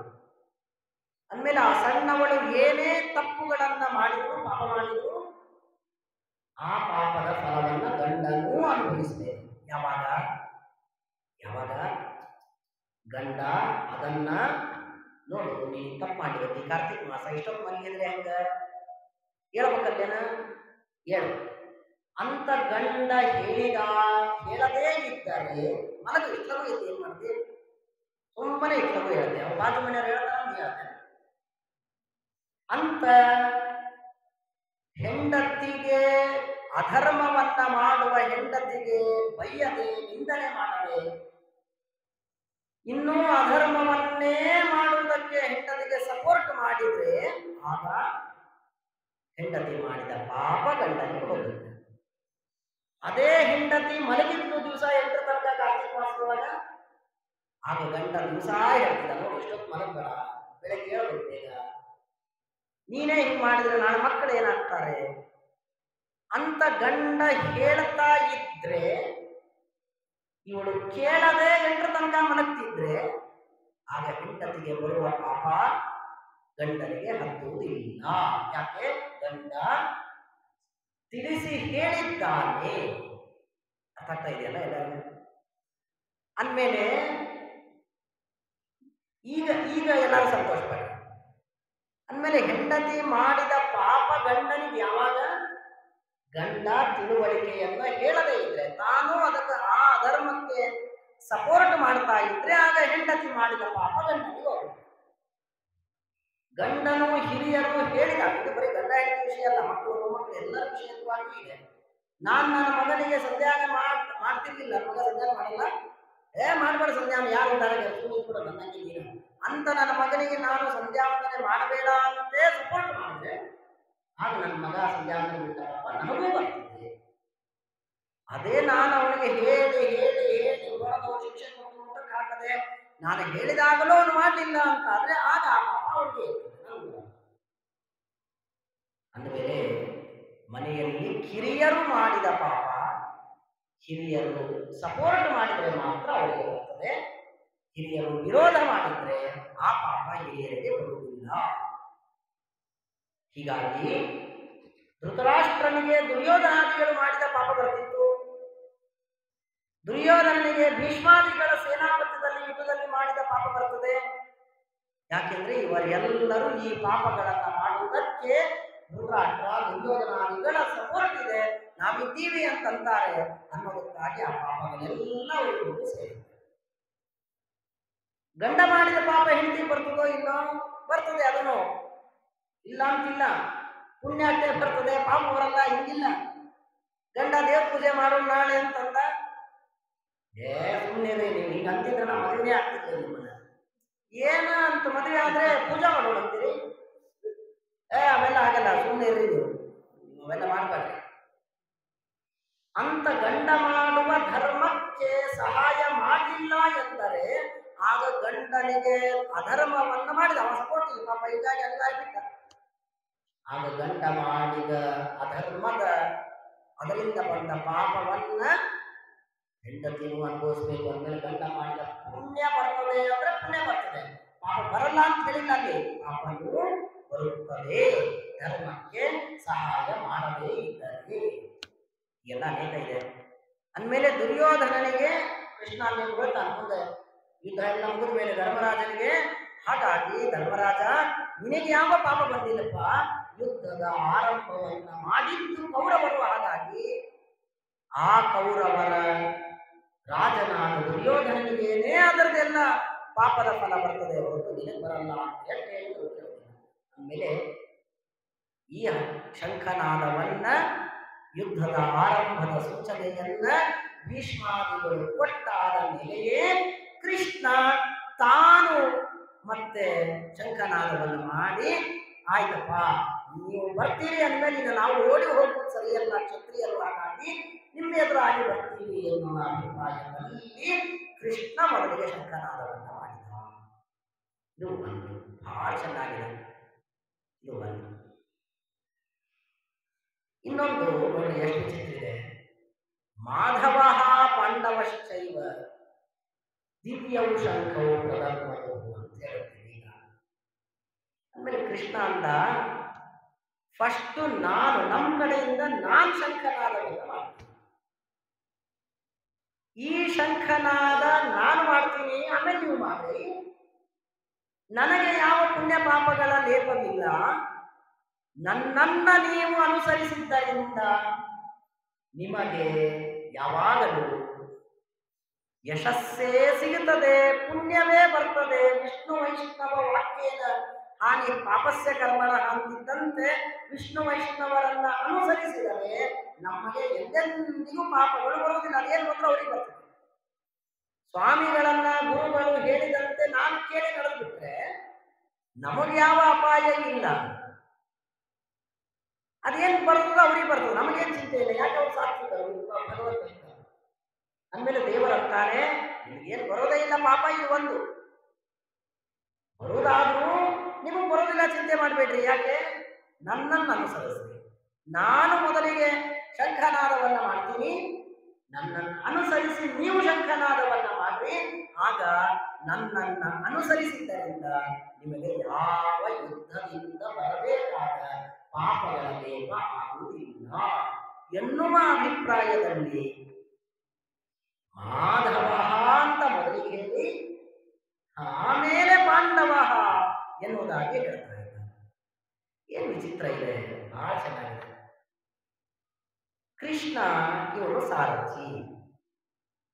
ಯುದ್ಧದ ಶಂಖನಾದವನ್ನ ಆರಂಭವನ್ನು ಯಾರು ಮಾಡಬೇಕು ಎಂದರೆ ರಥಿಕನಾದ ವ್ಯಕ್ತಿ, ಮಹಾರಥಿಕರು, ಯುದ್ಧವಾಡುವ ಯೋಧ ಶಂಖನಾದಾದಿಗಳನ್ನ ಮಾಡಬೇಕು. ಸಾರಥಿ ಸುಮ್ಮನೆ ಅವನು ಸಾರಥ್ಯ ಮಾಡಬೇಕು. ಆದರೆ ಕೃಷ್ಣ ಏನ್ ಮಾಡಿದ? ತಾನು ಶಂಖನಾದವನ್ನ ಮಾಡುವ ಅವಶ್ಯಕತೆಯೇ ಇರಲಿಲ್ಲ. ಅವನು ಸಾರಥ್ಯ, ಅವನ ಲೆಕ್ಕಕ್ಕೆ ಇಲ್ಲವ. ಅಂದಮೇಲೆ ಅವನು ಶಂಖನಾದಾದಿಗಳನ್ನ ಮಾಡುವ ಅವಶ್ಯಕತೆ ಇಲ್ಲದೆ ಇದ್ದು ಪಾಂಡವರ ಮೇಲೆ ಕರುಣೆ ತೋರಿ, ನಾನಿದ್ದು ನೀವೇನ್ ಚಿಂತೆ ಮಾಡಬೇಡಿ, ನನ್ನನ್ನು ಅನುಸರಿಸಲಿ, ಎಲ್ಲ ಒಳ್ಳೆಯದಾಗ್ತದೆ ಅಂತ ಹೇಳಿ ತಾನು ಶಂಖನಾದವನ್ನ ಮಾಡುವ ಅವಶ್ಯಕತೆ ಇಲ್ಲದೆ ಇದ್ದು ಮಾಡಿ ಪಾಂಡವರನ್ನ ರಕ್ಷಣೆ ಮಾಡಿದ ಎನ್ನುವಂತಹ ವಿಷಯವನ್ನು ನಾವಿಲ್ಲಿ ತಿಳಿದುಕೊಳ್ಳಬೇಕು. ಅಂದಮೇಲೆ ವಿಷ್ಣು ವೈಷ್ಣವರನ್ನು ಅನುಸರಿಸಿ ಬಿಟ್ಟರೆ ನಮಗೆಲ್ಲ ಒಳ್ಳೆಯದಾಗುತ್ತೆ. ಇದೇ ಮಾತನ್ನ ಶ್ರೀಮದಾಚಾರ್ಯರು ಭಾಗವತ ತಾತ್ಪರ್ಯದ 11ನೇ ಸ್ಕಂದದಲ್ಲಿ, ಏಕಾದಶ ಸ್ಕಂದದಲ್ಲಿ ಒಂದು ಮಾತು ಹೇಳ್ತಾರೆ. ಜಯಂತಿಯ ಉಪಾಖ್ಯಾನದಲ್ಲಿ ಈ ಮಾತನ್ನ ಹೇಳ್ತಾರೆ. ಯಾರು ದೇವತೆಗಳಿಗೆ ಪೂಜಿಸುವುದಿಲ್ಲವೋ, ದೇವತೆಗಳಿಗೆ ಮರ್ಯಾದೆಯನ್ನು ಕೊಡುವುದಿಲ್ಲವೋ, ಅಂಥವರು ಮಾಡುವ ಪೂಜೆಯನ್ನು ನಾನು ಸ್ವೀಕಾರ ಮಾಡೋದಿಲ್ಲ. ಇದು ಒಂದು. ಎರಡನೇದು ಹೇಳ್ತಾರೆ, ಯಾರು ನನ್ನನ್ನಷ್ಟೇ ಪೂಜಿಸುತ್ತಾರೆ, ನನ್ನ ಭಕ್ತರಾದ ದೇವತೆಗಳನ್ನ, ಋಷಿಮುನಿಗಳನ್ನ ಯಾರು ಪೂಜಿಸುವುದಿಲ್ವೋ, ಭಕ್ತಿನಾಶಂ ಸ್ವಯಂ ಹರಿಹಿ ಕರೋತಿ. ಶಿವರಾತ್ರಿ ನನ್ನನ್ನಷ್ಟೇ ಪೂಜಿಸುತ್ತಾರೆ, ನನ್ನ ಭಕ್ತರನ್ನು ಯಾರು ಪೂಜಿಸುವುದಿಲ್ವೋ ಆ ವ್ಯಕ್ತಿಯ ನನ್ನ ಮೇಲಿರುವ ಭಕ್ತಿಯನ್ನ ಸ್ವಯಂ ನಾನೇ ನಾಶ ಮಾಡ್ತೀನಿ. ಇದು ದೇವರು. ಇನ್ಮೇಲೆ ನಮಗೆಲ್ಲ ಭಕ್ತಿ ಅಭಿವೃದ್ಧಿ ಮಾಡ್ತಾರೆ ದೇವರು. ಆದ್ರೆ ಎಂಥವರಿಗೆ ಭಕ್ತಿ ನಾಶ ಮಾಡ್ತಾರೆ? ಕೇವಲ ತನ್ನನ್ನಷ್ಟೇ ಪೂಜಿಸಿ ಗೌರವಿಸಿ, ತನ್ನ ಭಕ್ತರಾದ ದೇವತೆಗಳನ್ನ, ಋಷಿಮುನಿಗಳನ್ನ ಯಾರು ಪೂಜಿಸುವುದಿಲ್ಲವೋ, ಪ್ರೀತಿಸುವುದಿಲ್ಲವೋ ಅವರಿಗೆ ತನ್ನ ಮೇಲೆ ಇರುವಂತಹ ಭಕ್ತಿಯನ್ನೂ ದೇವರು ನಾಶ ಮಾಡಿ ಹಾಕ್ತಾನೆ. ಇದು ದೇವರ ನಿಯಮ. 11ನೇ ಸ್ಕಂದದಲ್ಲಿ ಶ್ರೀಮದಾಚಾರ್ಯ ಹೇಳುವ ಮಾತು ಇದು. ನೋಡಿ ಎಷ್ಟು ಚೆನ್ನಾಗಿ ಹೊಂದಾಣಿಕೆ ಆಗುತ್ತೆ. ದುರ್ಯೋಧನನಿಗೆ ಕೃಷ್ಣನ ಮೇಲೆ ಏನೋ ದ್ವೇಷ ಇಲ್ಲಲ್ವಾ? ಕೃಷ್ಣನಿಗೆ ಅಂತ ನಾವು ಸಂಧಾನಕ್ಕೆ ಕೃಷ್ಣ ಬರುವಾಗ ಎಲ್ಲ ಮರ್ಯಾದೆಗಾಗಿ ಈ ಕಡೆಗೆ ರೋಡ್ ಎರಡೂ ಕಡೆಗೂ ಬೇಕಾದಷ್ಟು ಭಕ್ಷ್ಯಭೋಜ್ಯಗಳನ್ನ, ಮನೆಗಳನ್ನ, ಎಸಿ ರೂಮ್ಗಳನ್ನ ಎಲ್ಲ ಮಾಡ್ತಾರೆ. ಬಂದ ಊರಿಗೆ ಊಟ ಮಾಡುವಂತ ಮಾಡಲ್ಲ ಅಂತಾನೆ ಕೃಷ್ಣ. ಯಾಕೆ ಮಾಡಲ್ಲ? ನಾನೇನ್ ನಿನ್ನ ದ್ವೇಷ ಮಾಡೀನಿ, ನಿನಗೂ ನನಗೂ ಯಾವ ವೈಯಕ್ತಿಕ ದ್ವೇಷ ಇಲ್ಲಲ್ಲ ಅಂದಾಗ ಕೃಷ್ಣ ಹೇಳ್ತಾನೆ, ನೀನು ನನ್ನನ್ನು ದ್ವೇಷ ಮಾಡಿಲ್ಲ, ಆದರೆ ನನ್ನ ಭಕ್ತರಾದ ಪಾಂಡವರನ್ನು ದ್ವೇಷಿಸಿ, ಹಾಗಾಗಿ ಯಸ್ತಾನ್ ದ್ವೇಷಿ ಸಮಾನ್ ದ್ವೇಷಿ.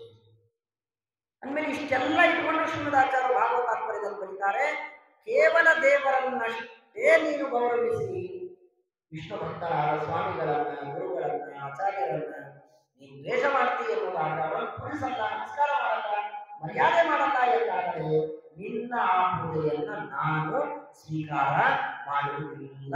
ಅಷ್ಟೇ ಅಲ್ಲ, ಕ್ರಮೇಣ ನಿನಗೆ ನನ್ನ ಮೇಲಿರುವ ಭಕ್ತಿಯನ್ನು ನಾನು ನಾಶ ಮಾಡುತ್ತೇನೆ. ಅಂದ್ಮೇಲೆ ಈಗ ದುರ್ಯೋಧನ ಕೃಷ್ಣನನ್ನ ಡೈರೆಕ್ಟ್ ಆಗಿ ದ್ವೇಷ ಮಾಡದೇ ಇದ್ರು ಕೃಷ್ಣನ ಭಕ್ತರಾದ ಪಾಂಡವರನ್ನ ದ್ವೇಷ ಮಾಡಿದ್ದರಿಂದ ಕೃಷ್ಣನನ್ನೂ ದ್ವೇಷಿಸಿದಂತೆ. ಅಂದಮೇಲೆ ಆ ಕೃಷ್ಣನನ್ನ ದ್ವೇಷ ಮಾಡಿದ್ದರ ಪಾಪದ ಫಲ ಅನಂತ ಪಟ್ಟು ದುರ್ಯೋಧನನಿಗೆ ಬರೋದಿದೆ. ಹಾಗಾಗಿ ಕೃಷ್ಣ ಆ ಪಾಪ ಅವರಿಗೆ ಬರಲಿ ಅಂತ ಅದಕ್ಕೆ ಒಪ್ಪಿಗೆಯನ್ನು ಸೂಚಿಸುವುದಕ್ಕಾಗಿ ಏನೋ ಎಂಬಂತೆ ತಾನು ಮೊದಲಿಗೆ ಶಂಖನಾದವನ್ನು ಮಾಡಿ ಆಮೇಲೆ ಪಾಂಡವರಿಗೆ ಶಂಖನಾದವನ್ನ ಮಾಡುವುದು ಹೇಳ್ತಾನೆ. ಕೃಷ್ಣ ಮಾಡಿದ ಮೇಲೆ ಪಾಂಡವರೆಲ್ಲ ಕೃಷ್ಣನನ್ನು ಅನುಸರಿಸಿ ಮಾಡ್ತಾರೆ. ಅಂದಮೇಲೆ ಯಾವ ವೈಷ್ಣವರನ್ನು ದ್ವೇಷ ಮಾಡಬೇಡಿ, ಕೇವಲ ದೇವರನ್ನು ಪೂಜಿಸಿದ ನೀವು ಒಪ್ಕೊಳ್ಳಲ್ಲ. ವೈಷ್ಣವರನ್ನು ನಾವು ಅನುಸರಿಸಬೇಕು, ಮಾಡಬೇಕು. ಅಂದಮೇಲೆ ಇಷ್ಟೆಲ್ಲ ಅಭಿಪ್ರಾಯದಲ್ಲಿ ಕೃಷ್ಣ ಏನ್ ಮಾಡಿದ? ಈಗ ಭೀಷ್ಮಾಚಾರ್ಯರು ಶಂಖನಾದವನ್ನು ಮಾಡಿದ ಮೇಲೆ, ಎಲ್ಲರೂ ಅವರ ಪಕ್ಷದವರು ಮಾಡಿದ ಮೇಲೆ ಕೃಷ್ಣ ತಾನು ತನ್ನ ಶಂಖನಾದವನ್ನು ಮಾಡ್ತಾನೆ. ಪಾಂಚಜನ್ಯಂ ಋಷಿಕೇಶ ದೇವದತ್ತಂ ಧನಂಜಯ. ಕೃಷ್ಣ ತನ್ನ ಪಾಂಚಜನ್ಯ ಶಂಖವನ್ನ ಊದ್ತಾನೆ, ಶಬ್ದ ಮಾಡ್ತಾನೆ. ಧನಂಜಯರು ದೇವದತ್ತ ಶಂಖವನ್ನ, ಭೀಮಸೇನ ದೇವರು ಪೌಂಡ್ರ ಎನ್ನುವ ಹೆಸರಿನ ಶಂಖನಾದವನ್ನು ಮಾಡ್ತಾರೆ. ಧರ್ಮರಾಜ ಅನಂತ ವಿಜಯ ಎನ್ನುವ ಹೆಸರಿನ ಶಂಖ, ಹೆಸರಿದ್ದು ಆ ಶಂಖದ ನಾದವನ್ನು ಮಾಡ್ತಾರೆ. ನಕುಲ ಸುಘೋಷ ಎನ್ನುವ ಶಂಖದ ನಾದವನ್ನು ಮಾಡ್ತಾರೆ. ಸಹದೇವ ಮಣಿಪುಷ್ಪಕ ಎನ್ನುವ ಶಂಖದ ನಾದವನ್ನು ಮಾಡ್ತಾರೆ. ಇಷ್ಟಾಯಿತು, ಎಲ್ಲರೂ ಶಂಖನಾದವನ್ನ ಮಾಡಿದರು. ಇಲ್ಲಿ ರಾಯರು ಮಾಡ್ತಾರೆ. ಈ ಶ್ಲೋಕ ಏನಿದೆ, ಪಾಂಚಜನ್ಯಂ ಋಷಿಕೇಶ ಅಂತ ಮೂಲ ಶ್ಲೋಕ. ಕೃಷ್ಣ ಋಷಿಕೇಶ ಪಾಂಚಜನ್ಯ ಶಂಖದ ನಾದವನ್ನ ಮಾಡಿದ. ಅರ್ಜುನ ಅದನ್ನು ಮಾಡಿದ, ಭೀಮನಿಯನ್ನು ಮಾಡಿದ್ರು, ಎಲ್ಲ ಇದೆ. ಈ ಕೃಷ್ಣ ಪಾಂಚಜನ್ಯ ಶಂಖವನ್ನ ನಾದ ಮಾಡಿದ ಅಂತ ಹೇಳುವಾಗ ವೇದವ್ಯಾಸದೇವರು ಏನು ಹೇಳ್ತಾ ಇದ್ದಾರೆ? ಪಾಂಚಜನ್ಯಂ ಋಷಿಕೇಶ ಅಂತ ಹೇಳ್ತಾ ಇದ್ದಾರೆ. ರಾಯರಂತಾರೆ ಋಷಿಕೇಶ ಯಾಕೆ ಇತ್ತು? ಪಾಂಚಜನ್ಯಂಚ ಗೋಪಾಲ ಅಂತ ಹೇಳ್ಬೋದಾಗಿತ್ತು. ಪಾಂಚಜನ್ಯಂಚ ಗೋವಿಂದ ಅಚ್ಯುತ ವಸುದೇವನಂದನ ಏನೋ ಹೇಳ್ಬೋದಾಗಿತ್ತಲ್ಲ. ಋಷಿಕೇಶ ಅಂತ ಯಾಕೆ ಇತ್ತು ಎಂದರೆ, ರಾಯರಂತಾರೆ ಋಷಿಕಾನಾಂ ಇಂದ್ರಿಯಾನಾಂ ಈಶತ್ವಾಚ್ಚ ಋಷಿಕೇಶ. ಅಂದಮೇಲೆ ಋಷಿಕೇಶ ಶಬ್ದಾರ್ಥೋ ಉಕ್ತಃ ಗೀತಾಭಾಷ್ಯೆ. ರಾಯರಂತಾರೆ ಗೀತಾಭಾಷ್ಯದಲ್ಲಿ ಋಷಿಕೇಶ ಶಬ್ದವನ್ನು ಶ್ರೀಮದಾಚಾರ್ಯರು ಹೇಳುವಾಗ ಏನಂತ? ಋಷಿಕಗಳಿಗೆ, ಇಂದ್ರಿಯಗಳಿಗೆ ಒಡೆಯನಾಗಿದ್ದೇನೆ. ಒಡೆಯನಾದವನು ಯಾರೋ ಋಷಿಕೇಶ. ಅಂದಮೇಲೆ ವೇದರಾಜ್ಯರು ಏನ್ ಸೂಚನೆ ಮಾಡ್ಲಿಕ್ಕೆ ಈ ಶಬ್ದ ಇತ್ತು ಎಂದರೆ, ನೀವ್ಯಾಕೆ ಚಿಂತೆ ಮಾಡ್ತೀರಿ ಪಾಂಡವರೇ, ಆರಾಮಿದೆ, ಸುಮ್ಮ ಶಂಕನಾದ ಮಾಡಿ ಒಂದೆರಡು ಪಾಠ ಬಿಟ್ಟರೆ ಆರಾಮ. ನಾನಿದ್ದೀನಿ. ಎಂಥ ನಾನು? ಋಷಿಕೇಶನಾದ ನಾನು. ಏನ್ ನನ್ನ ಕೆಲಸ? ಋಷಿಕಾನಾಂ ಈಶ.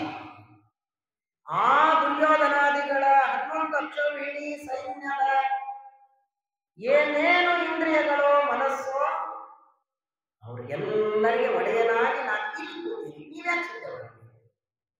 ಅಂದಮೇಲೆ ಅವರೆಲ್ಲರ ಅಸ್ತ್ರಶಸ್ತ್ರಗಳು ನಿಮಗೆ ಯಾರಿಗೂ ಏನೂ ಅಪಾಯವಾಗದೇ ಇದ್ದಂತೆ ವ್ಯವಸ್ಥೆ ಮಾಡುವಂತಹ ನಾನೇ ನಿಮ್ ಜೊತೆಗಿರುವಾಗ ನೀವ್ಯಾಕೆ ಚಿಂತೆ ಮಾಡ್ತೀರಿ?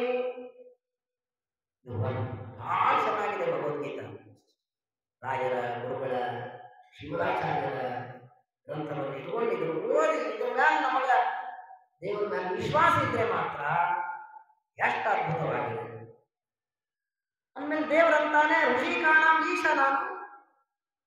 ಅವರೆಲ್ಲರ ಅಸ್ತ್ರಶಸ್ತ್ರಗಳನ್ನ ಯಾವುದನ್ನು ಬಿಡಬೇಕು, ಯಾವುದನ್ನು ಬಿಡಬಾರ್ದು, ಆ ಸಂದರ್ಭಕ್ಕೆ ಯಾವ ಅಸ್ತ್ರಶಸ್ತ್ರಗಳು ಸರಿ ಅಂತ ಮನಸ್ಸು ವಿಚಾರ ಮಾಡ್ಬೇಕಲ್ಲ. ಆ ಮನಸ್ಸಿಗೆ ನಾನು ನಿಯಾಮಕ, ಅವ್ರ ಅಗ್ನಿಸ್ತ್ರ ಬಿಡಬೇಕಾಗಿರ್ತದ. ನಾನು ಅವ್ರ ಮನಸ್ಸನ್ನು ನಿಯಮನ ಮಾಡ್ತೀನಿ. ಏನಂತ? ಮಾರಣಾಸ್ತ್ರ ಬಿಡೋದು. ಅಂದ್ಮೇಲೆ ಅಂಥ ನಾನು ನಿಮ್ಮ ಪಕ್ಷದಲ್ಲಿ ನಿಮ್ಮ ಜೊತೆ ಕೂತಾಗ ನೀವ್ಯಾಕೆ ಚಿಂತೆ ಮಾಡ್ತೀರಿ?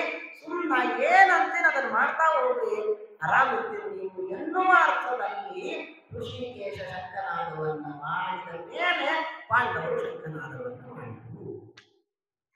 ಆಮೇಲೆ ದೇವರಿಂದ ನಮಗೆ ಏನೇ ಅಪಾಯ ಬಂತು, ದೇವರಿಗೆ ಮೊರೆ ಹೋದ್ರೆ, ಗುರುಗಳಿಗೆ ಮೊರೆ ಹೋದ್ರೆ, ಅದೇ ದೇವರಲ್ಲೇನು ಅವರ ಮನಸ್ಸಿನಲ್ಲಿ ನಿಂತು ನಮಗೆ ಕೆಟ್ಟದ್ದು ಮಾಡಬೇಕು ಅಂತ ವಿಚಾರ ಮಾಡ್ತಾನೆ. ಅಂದಮೇಲೆ ಅದೇ ದೇವರು, ಯಾವ ದೇವರಿಗೆ ನಾವು ಶರಣ ಹೋಗ್ತೀವೋ ಅದೇ ದೇವರೇ ಅವರ ಮನಸ್ಸನ್ನು ಪರಿವರ್ತನೆ ಮಾಡ್ತಾನೆ. ಹೊರಗಿನಿಂದ ನಾವು ಪರಿವರ್ತನೆ ಮಾಡುವುದಕ್ಕೆ ಕಷ್ಟ, ಮನಸ್ಸಿನಲ್ಲಿ ಇದ್ದು ಪರಿವರ್ತನೆ ಮಾಡುವುದು ಬಹಳ ಸರಳ. ದೇವರಿಗೆ ಒಂದು ಸುಮ್ಮನೆ ನಿಮ್ಗೆ ಅರ್ಥ ಆಗ್ಲಿಕ್ಕೆ ನಾನೊಂದು ಉದಾಹರಣೆ ಹೇಳುವುದಾದ್ರೆ, ನಿಮ್ಮ ಮನೆ ಒಳಗೆ ಆಚಾರ ಊಟಕ್ಕೆ ಕರ್ತೀರಿ. ಯಾಕೆ ಊಟದ್ದೇ ಹೇಳ್ತಾರೆ ಇವರು ಅಂದ್ರೆ, ಊಟ ಅಂದ್ರೆ ಸಂತೋಷ, ಅಷ್ಟೇ ಒಂದು ಸ್ವಲ್ಪ ಹೊಟ್ಟೆ ತುಂಬುದಿಲ್ಲ. ಎಲ್ಲ ಎಣ್ಣೆ ಪದಾರ್ಥಗಳನ್ನು ಮಾಡಿರಿ, ಎಣ್ಣೆ ಚೆಲ್ಲದಲ್ಲ. ಆ ಚೆಲ್ಲಿದ ಎಣ್ಣೆಯನ್ನ ಜಿಡ್ಡ ಹೋಗಬೇಕು ಅಂದ್ರ ನೀವು ಬರೀ ನೀರು ಹಾಕಿ ಗೋಮ ಹಚ್ತೀನಿ, ನೀರು ಹಾಕಿ ಸ್ವಚ್ಛ ಮಾಡ್ತೀನಿ ಅಂದ್ರೆ ಎಣ್ಣೆ ಜಿಡ್ಡು ಹೋಗಲ್ಲ. ಸ್ವಲ್ಪ ಮತ್ತಲ್ಲಿ ಜಿಡ್ಡು ಹೋಗುವುದಕ್ಕೆ ಅಕ್ಕಿ ಹಿಟ್ಟು, ಸರ್ಫು ಏನೋ ಒಂದು ಹಾಕ್ಬೇಕಲ್ಲ ಅಲ್ಲಿ, ಆಗ ಜಿಡ್ಡು ಹೋಗ್ತದೋ ಇಲ್ಲೋ. ಹಾಗೆ ನಾವು ಯಾರನ್ನಾದರೂ ಒಬ್ಬರನ್ನ ಬದಲಾಯಿಸುವುದಕ್ಕೆ ಕೇವಲ ನನ್ನ ಮಾತಿನಿಂದ, ನನ್ನ ದೇಹದಿಂದ, ಹೊರಗಿನಿಂದ ಅವನನ್ನ ಬದಲಾಯಿಸೋಣ ಅಂತ ಪ್ರಯತ್ನ ಪಟ್ಟರೆ ಅವನು ಬದಲಾಗಲಿಕ್ಕೆ ಸಾಧ್ಯ ಇಲ್ಲ. ಜಿಡ್ಡು ಹೋಗಲ್ಲ ಬರೀ ನೀರು ಹಾಕಿಕೊಂಡ್ರೆ. ದೇವರಿಗೆ ನಾವು ಪ್ರಾರ್ಥನೆ ಮಾಡಬೇಕು. ದೇವರು ಅವನ ಮನಸ್ಸಿನೊಳಗೆ ನಿಂತು ಇಚ್ಛಾ ಪಟ್ರೆ ಸುಲಭವಾಗಿ ಆ ವ್ಯಕ್ತಿ ಬದಲಾಗಿ ಬಿಡ್ತಾನೆ. ಹೀಗಿನ್ನ ಇವನು ಮೊದಲು ಅನ್ನುವಷ್ಟು ಸರಳವಾಗಿ ಆ ವ್ಯಕ್ತಿ ಬದಲಾಗಿ ಬಿಡ್ತಾನೆ. ಅಂದ್ಮೇಲೆ ನಾನಿದ್ದೀನಿ ಅವರೆಲ್ಲರ ಮನಸ್ಸಿಗೆ ನಿಯಾಮಕನಾಗಿ, ಇಂದ್ರಿಯಗಳಿಗೆ ನಿಯಾಮಕನಾಗಿ. ನಾನು ಶಂಕ ಓದ್ತೀನಿ, ನೀವು ಶಂಕ ಹೋದ್ರಿ, ನಾನು ಬಾಣ ಬಿಡುವಂತೀನಿ, ನೀವು ಬಿಡ್ರಿ, ನಾ ಏನು ಹೇಳ್ತೀನಿ ಅದನ್ನು ಕೇಳಿಬಿಡ್ರಿ, ಮುಗಿದು ಹೋಗ್ಬಿಡ್ತದೆ ಕೆಲಸ. 18ನೇ ದಿನ ಭಾಳ ದಿನ ಚಿಂತೆ ಮಾಡಬೇಡಿ ಎನ್ನುವ ಅರ್ಥದಲ್ಲಿ ಪಾಂಚಜನ್ಯಂ ಋಷಿಕೇಶ ಎನ್ನುವಂತಹ ಶಬ್ದವನ್ನ ವೇದವ್ಯಾಸದೇವರು ಇಟ್ಟಿದ್ದಾರೆ ಎನ್ನುವುದಾಗಿ ರಾಯರು ಗೀತಾಭಾಷ್ಯದಲ್ಲಿ ಶಿವರಾಚಾರ್ಯರು ತಿಳಿಸಿಕೊಡ್ತಾರೆ. ಅಂದಮೇಲೆ ಮತ್ತೊಮ್ಮೆ ಹಿಂದೆ ಇದನ್ನು ಅಟ್ಯಾಚ್ ಮಾಡಿ ಹೋಗ್ತಾರೆ. ಅಂದಮೇಲೆ ಎರಡಾಯ್ತು. ಈಗ ಒಂದು, ದುರ್ಯೋಧನ ನಾನು ಸೋಲ್ತೀನಿ ಎನ್ನುವ ಭಯದಲ್ಲಿ ಇದ್ದಾನೆ. ಅವನಿಗೆ ಯಾರು ನೀನ್ ಯಾಕೆ ಸೋಲ್ತೀಯೋ ನಾವಿದ್ದೀವಿ ಅಂತ ಧೈರ್ಯ ಹೇಳುವವರು ಯಾರಿಲ್ಲ. ಪಾಂಡವರಿಗೆ ನಾವು ಸೋಲ್ತೀವಿ ಎನ್ನುವ ನಂಬಿಕೆ ಇಲ್ಲ ಅಂತಿಲ್ಲ, ಇದೆ. ಒಂದು, ಎಂದಾದ್ರೂ ಒಮ್ಮೆ ಯಾವ ಕ್ಷಣದಲ್ಲಿ ಆದ್ರೂ ಏನಾಗುತ್ತೋ ಏನೋ ಅಂತ ಭಯ ಬಂದ್ರೆ ಕೃಷ್ಣನಂತಹ ಜಗದೊಡೆಯ ನಾನಿದ್ದೀನಿ, ನೀವು ಆರಾಮಿರ್ತೀರಿ ಅಂತ ಹೇಳುವುದಕ್ಕೆ ಜೊತೆಯಾಗಿ ಇದ್ದಾನೆ ಎನ್ನುವುದೂ ಕೂಡ ಪಾಂಡವರ ಗೆಲುವಿಗೆ ಮುಖ್ಯ ಕಾರಣವಾಯಿತು. ದುರ್ಯೋಧನ ಸೋಲಿಗೆ ಮುಖ್ಯ ಕಾರಣವಾಯಿತು. ದೇವರು ನಂಬಿದ್ರೆ ದೇವರು ಕೈ ಬಿಡಲ್ಲ. ಯೋಗಕ್ಷೇಮ ಮಹಾಮ್ಯಂ ನದೇವ ದೋಷಣಂ ಕೃತ ಕರಸ್ಥದೇವಸ್ಯ ಕೃತೋತ್ತರಾಯ. ಇವೆಲ್ಲ ಮಾತುಗಳು ನಮಗೆ ಈ ವಿಷಯವನ್ನು ತಿಳಿಸಿದರು. ಅಂತೂ ಪಾಂಚಜನ್ಯಂ ಋಷಿಕೇಶ ನೆನಪಿರಿ. ಅಂದ್ರೆ ನಮ್ಗೆ ಯಾವ್ದಾದ್ರು ಯಾರಿಗಾದ್ರೂ ಕಷ್ಟ ಬರ್ತಿದ್ರೆ ನಾವೇನ್ ಮಾಡೋಣ, ಎಲ್ಲರೂ ಋಷಿಕೇಶನಿಗೆ ಶರಣ.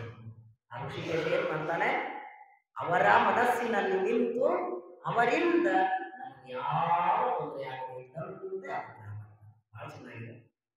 ಸರಿ, ಇಷ್ಟ ಆಯಿತು. ಎಲ್ಲರೂ ನಾದಗಳನ್ನ, ಶಂಖನಾದಗಳನ್ನ ಮಾಡಿದ್ರು. ಈ ಕಡೆಗೆ ಬೇರೆ ಬೇರೆ ಕಾಶ್ಯಶ್ಚ ಪರಮೇಶ್ವಾಸ ಮತ್ತೆ ಶಿಖಂಡಿ ಚ ಮಹಾರಥ, ಶಿಖಂಡಿ, ದುಷ್ಟದ್ಯುಮ್ನ, ವಿರಾಟ, ಸಾತ್ಯಕಿ, ದ್ರುಪದ, ದ್ರೌಪದಿಯ ಮಕ್ಕಳು, ಅಭಿಮನ್ಯು ಇವರೆಲ್ಲರೂ ಅವರವರ ಶಂಖನಾದವನ್ನು ಜೋರಾಗಿ ಮಾಡ್ತಾರೆ. ಮೊದಲು ದೇವರು ಮಾಡಿದ, ಅದಾದ್ಮೇಲೆ ಎಲ್ಲರೂ ಮಾಡಿದರು. ದೇವರನ್ನು ಅನುಸರಿಸಿದ್ರು ಮಹಾಪುಣ್ಯ. ಸಂಘೋಷೋ ಧಾತೃ ರಾಷ್ಟ್ರಾಣ.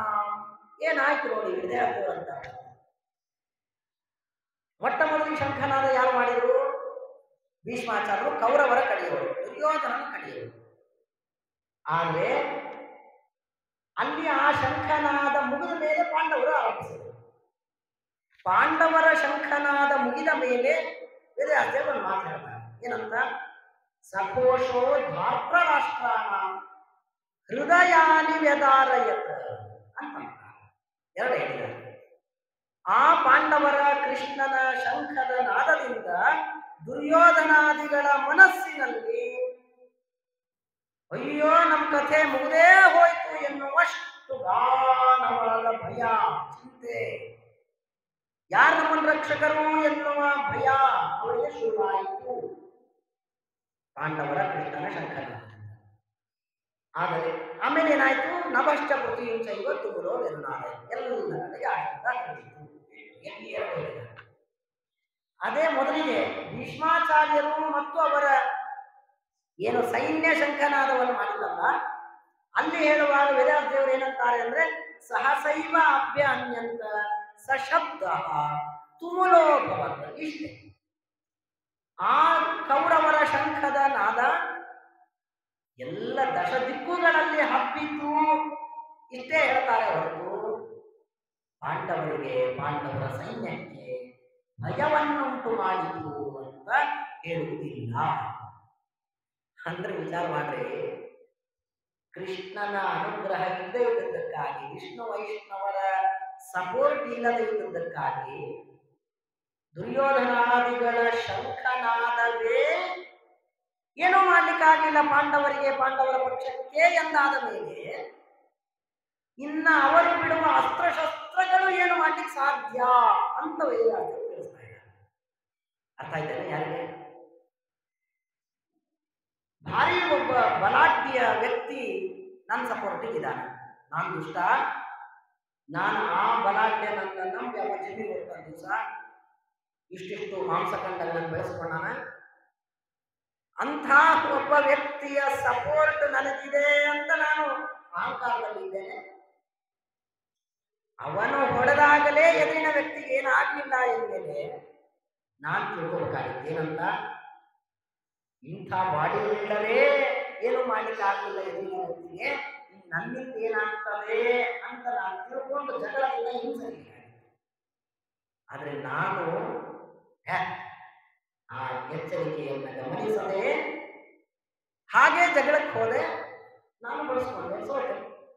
ಹಾಗೆ ದುರ್ಯೋಧನಾದಿಗಳ ಶಂಖನಾದವೂ ಕೂಡ ಪಾಂಡವರಿಗೆ, ಪಾಂಡವರ ಪಕ್ಷಕ್ಕೆ ಏನೂ ದುಃಖವನ್ನ, ಭಯವನ್ನ, ಎಳ್ಳು ಕಾಳಿನಷ್ಟೂ ದುಃಖವನ್ನ ಕೊಡಲಿಕ್ಕೆ ಸಾಧ್ಯವಾಗದೇ ಇರುವಾಗ ದುರ್ಯೋಧನ ಲೆಕ್ಕ ಹಾಕಬೇಕಾಗುತ್ತೆ. ಏನಂತ? ಇವರ ಶಂಖನಾದವೇ ಹೀಗಲ್ಲ, ಇನ್ನು ಅಸ್ತ್ರಶಸ್ತ್ರಗಳ ಆ ಶಬ್ದ ಇನ್ನೇನು ನಮ್ಮನ್ನ ಒದ್ದಾಡಿಸುತ್ತೋ ಏನೋ, ಬಿಡಪ್ಪ ಸುಮ್ಮನೆ ಅಂತ ಬಿಟ್ಟಿದ್ರೆ ದುರ್ಯೋಧನ ಬುದ್ಧಿವಂತನಾಗಿದ್ದ. ಆದರೆ ಇದನ್ನ ಗಮನಿಸಲಿಲ್ಲ ಅನ್ನೋದಕ್ಕಾಗಿ ದುರ್ಯೋಧನ ಸೋತ. ಹಾಗಾಗಿ ನಾವೇನ್ ಮಾಡೋದು? ಪಾಂಡವರ ಶಂಖನಾದವೇ ಉತ್ತಮ, ದುರ್ಯೋಧನಾದಿಗಳ ಶಂಖನಾದವು ದುಷ್ಟರ ಯಾವುದೇ ಒಂದು ಹೆಜ್ಜೆಯು ಸಜ್ಜನರಿಗೆ, ಸಾತ್ವಿಕರಿಗೆ, ದೇವರನ್ನು ನಂಬಿದವರಿಗೆ ಏನೇನೂ ಕಷ್ಟವನ್ನು ಕೊಡುವುದಿಲ್ಲ ಎನ್ನುವ ಅಂಶವನ್ನ ನಮಗೆ ಭಗವದ್ಗೀತಾ ತಿಳಿಸಿಕೊಡ್ತಾರೆ. ದೇವರು ನಂಬೋಣ, ದೇವರು ನಂಬೋಣ. ರಕ್ಷತಿ ದೇವ ವಿಶ್ವಾಸ ತದೀಯೋಹಂ ಸಮೇಪತಿ. ಅಂದಮೇಲೆ ದೇವರಿದ್ದಾನೆ, ಅವನನ್ನು ನಾವು ನಂಬಿದ್ರೆ ಅವ ಹೆಂಗೆ ಹೇಳ ನಾವು ಹೊರಟಿರಿ ಅಂತಾದ್ರೆ ಬೇಕಾದ್ದು ಎದುರಾಳಿ ಮಾಡಿದ್ರು ನಮಗೇನಾಗೋದಿಲ್ಲ. ಅದೇ ನಾವು ದೇವರಿಂದ, ಗುರುಗಳಿಂದ ದೂರವಾದರೆ ಸಣ್ಣ ಸಣ್ಣ ಅಪಘಾತಗಳು, ಸಣ್ಣ ಸಣ್ಣ ಆಪತ್ತುಗಳು ನಮಗೆ ಮಹಾ ದುಃಖಪ್ರದವಾಗುತ್ತೆ ಎನ್ನುವುದನ್ನು ಈ ಭಾಗ ನಮಗೆ ತಿಳಿಸಿಕೊಡ್ತಾರೆ. ಬಹಳ ಚೆನ್ನಾಗಿ. ಅಂದರೆ ದೇವರನ್ನು ನಂಬೋಣ, ದೇವರನ್ನು ನಂಬೋಣ, ಗುರುಗಳನ್ನು ಆಶ್ರಯಿಸೋಣ, ಅವರು ಹೇಳಿದಂಗೆ ಕೇಳಿಬಿಡೋಣ, ನಮ್ಮನ್ನು ಯಾರು ಏನೂ ಮಾಡಲಿಕ್ಕೆ ಸಾಧ್ಯ ಇಲ್ಲ ಎನ್ನುವ ಅಂಶ ಇದೆ ನೋಡಿ. ಇಷ್ಟು ವ್ಯತ್ಯಾಸ. ಸರಿ, ಇಷ್ಟ ಆಯಿತು. ಇನ್ನ ಅಥ ವ್ಯವಸ್ಥಿತಾನ್ ದೃಷ್ಟ್ವಾ ಧಾರ್ತರಾಷ್ಟ್ರಾನ್ ಕಪಿಧ್ವಜ. ನೋಡ್ರಿ, ರಾಯರು ಮಾತು ಬರೀತಾರೆ, ಬಹಳ ಚೆನ್ನಾಗಿ ಬರೀತಾರೆ. ಇವರ ಈ ಪಾಂಡವರ ಕೃಷ್ಣನ ಏನು ಶಂಖನಾದ ಬಿಟ್ಟಲ್ಲ, ಅದು ದುರ್ಯೋಧನನಿಗೆ ಏನ್ ಅನಿಸ್ತು ಎಂದರೆ, ದುರ್ಯೋಧನನಿಗೆ ಅವನ ಸೈನ್ಯದವರಿಗೆ ಎಲ್ಲರಿಗೆ ಏನ್ ಅನಿಸ್ತು? ಹೃದಯಾನಿ ವ್ಯದಾರಯತ ಅಂತ ಶ್ಲೋಕ. ರಾಯರಂತಾರೆ, ಅದ್ಯೈವ ನಷ್ಟಂ ಕುರುಕುಲಂ ಇತಿ ತತ್ಪುತ್ರಾಹ ಮೇಲಿರೆ ಇತ್ಯರ್ಥ. ಸಂಜಯ್ ಹೇಳ್ತಾ ಇದ್ದಾನೆ ಧೃತರಾಷ್ಟ್ರನಿಗೆ, ಧೃತರಾಷ್ಟ್ರ, ಪಾಂಡವರು ಇನ್ನೂ ಅಸ್ತ್ರಶಸ್ತ್ರಗಳನ್ನು ಬಿಟ್ಟೇ ಇಲ್ಲ, ಇನ್ನೂ ಯುದ್ಧ ಶುರುವಾಗಿಲ್ಲ. ಆದರೆ ಅದಕ್ಕಿಂತ ಮೊದಲೇನೆ ದುರ್ಯೋಧನಾದಿಗಳು ಡಿಸೈಡ್ ಮಾಡ್ಕೊಂಡ್ಬಿಟ್ರಂತೆ ಏನಂತ? ಅದ್ಯೈವ ನಷ್ಟಂ ಕುರುಕುಲಂ.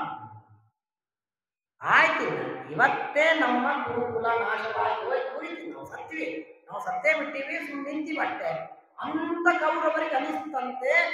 ಈ ಎಲ್ಲ ಪಾಂಡವರ ಶಂಖದ ನಾದದಿಂದ ಬಹಳ ಚೆನ್ನಾಗಿದೆ. ಆಮೇಲೆ ದೇವರ ಭಕ್ತರಾದರೆ ಮಹಾ ಆಪತ್ತುಗಳು ಏನಾಗುವುದಿಲ್ಲ.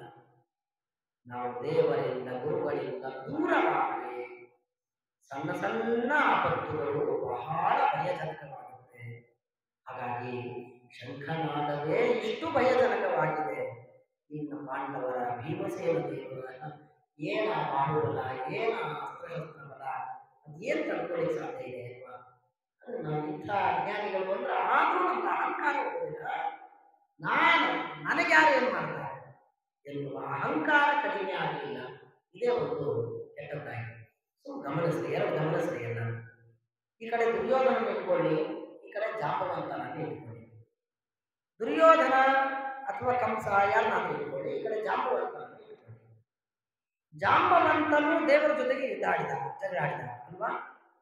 ಆದರೆ ಇವನು ಜಗದೊಡೆಯ ಅಂತ ಗೊತ್ತಾದ ಕೂಡಲೇ, ಅಯ್ಯೋ ನಾನು ಮಹಾ ತಪ್ಪು ಮಾಡ್ತಾ ಇದ್ದೀನಿ, ದೇವರ ಜೊತೆಗೆ ಗೆಲ್ಲಿಕ್ಕೆ ಸಾಧ್ಯವಾಗದೆ ಅಂತ ಯುದ್ಧವನ್ನು ಬಿಟ್ಟು ಶರಣಾದ ಜಾಂಬವಂತ ಗೆದ್ದ ದೇವರಿಗೆ ಮಾವನಾಗುವಂತಹ ದೊಡ್ಡ ಸೌಭಾಗ್ಯವನ್ನು.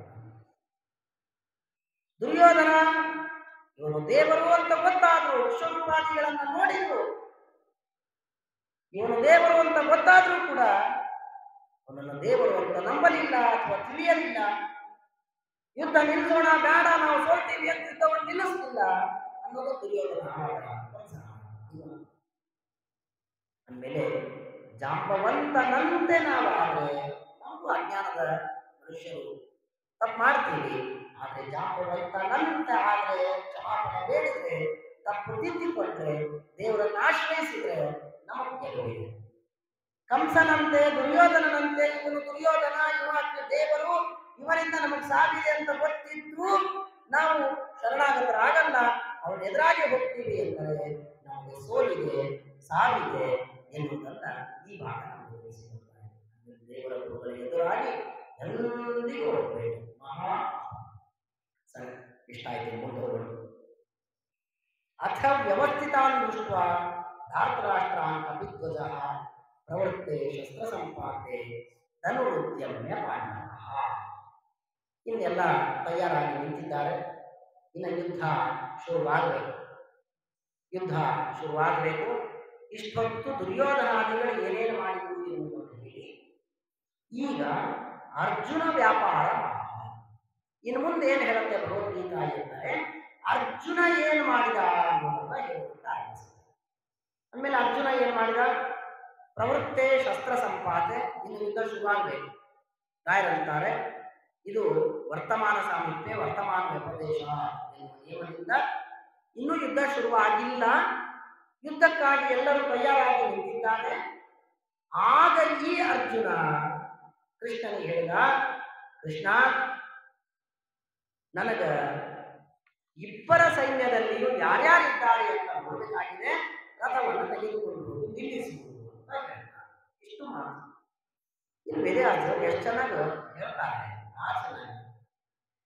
ಅಥ ವ್ಯವಸ್ಥಿತಾನ್ ದೃಷ್ಟ ಧಾರ್ತರಾಷ್ಟ್ರಾನ್ ಕಪಿಧ್ವಜ ಅಂತ ಶಬ್ದ ಇದೆ. ದುರ್ಯೋಧನಾದಿಗಳೆಲ್ಲ ಸೆಟ್ಲಾಗಿ ನಿಂತಿದ್ದಾರೆ. ಇನ್ನು ಯಾವ ಕ್ಷಣದಲ್ಲಿ ಆದರೂ ಯುದ್ಧ ಶುರುವಾಗಬೇಕು. ಅಂಥ ಸಮಯದಲ್ಲಿ ಕಪಿಧ್ವಜನಾದ ಪಾಂಡವ ಋಷಿಕೇಶಂ ವಾಕ್ಯಂ ಪೂಜೆ ಇಲ್ಲ.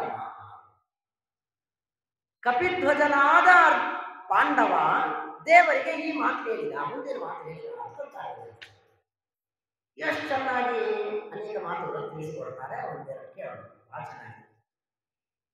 ವೇದವ್ಯಾಸ ದೇವರು ಅರ್ಜುನ ದೇವರಿಗೆ ಹೇಳಿದ ಅಂತನಲ್ಲ. ವೇದವ್ಯಾಸ ದೇವರು ಅಂತಾರೆ ಕಪಿಧ್ವಜ ನಾವು ದೇವರಿಗೆ ಹೇಳಿದ ಅಂತಂತಾರೆ. ಕಪಿಧ್ವಜನು ದೇವರಿಗೆ ಹೇಳಿದ ಎನ್ನುವುದಕ್ಕೂ ಅರ್ಜುನ ದೇವರ ಜೊತೆಗೆ ಮಾತಾಡಿದ ಹೇಳಿದ ಎನ್ನುವುದಕ್ಕೂ ಬಹಳ ವ್ಯತ್ಯಾಸ ಇದೆ. ಏನು ಸ್ವಲ್ಪ ಗಮನಿಸಿ ಮುಗಿಸಿಬಿಡೋಣ. ಇದು ಮೊಟ್ಟ ಮೊದಲನೇ ಸಲ ಭಗವದ್ಗೀತೆಯಲ್ಲಿ ಅರ್ಜುನ ಬರ್ತಾ ಇದ್ದಾನೆ. ಈಗ ಅಂದಮೇಲೆ ಅರ್ಜುನನ ಸಂವಾದ ಇಲ್ಲಿಂದ ಆರಂಭ ಕೃಷ್ಣನ ಜೊತೆಗೆ. ಕೃಷ್ಣ ಈ ಅರ್ಜುನನ ಮೋಹವನ್ನ ಹೋಗಲಾಡಿಸ್ತಾನೆ ಮುಂದಿನ 17 ಅಧ್ಯಾಯದಲ್ಲಿ. ನಮ್ಗೇನ್ ಅನ್ಸುತ್ತೆ? ಅರ್ಜುನ ಪಾಪ ಮೋಹದಲ್ಲಿ ಇದ್ದ, ಅರ್ಜುನನ ಮೇಲೆ ದಯೆ ತೋರಿ ಅರ್ಜುನನಿಗೆ ಉಪದೇಶ ಮಾಡಿ ಸರಿದಾರಿಗೆ ತಂದ ಅಂತ ಅನ್ಸುತ್ತಲ್ವಾ ಮುಂದಿನ ಭಾಗ ಎಲ್ಲ ಕೇಳಿ. ಆದ್ರೆ ವೇದವ್ಯಾಸರು ಅಂತಾರೆ ಅರ್ಜುನನ ಮೇಲಿನ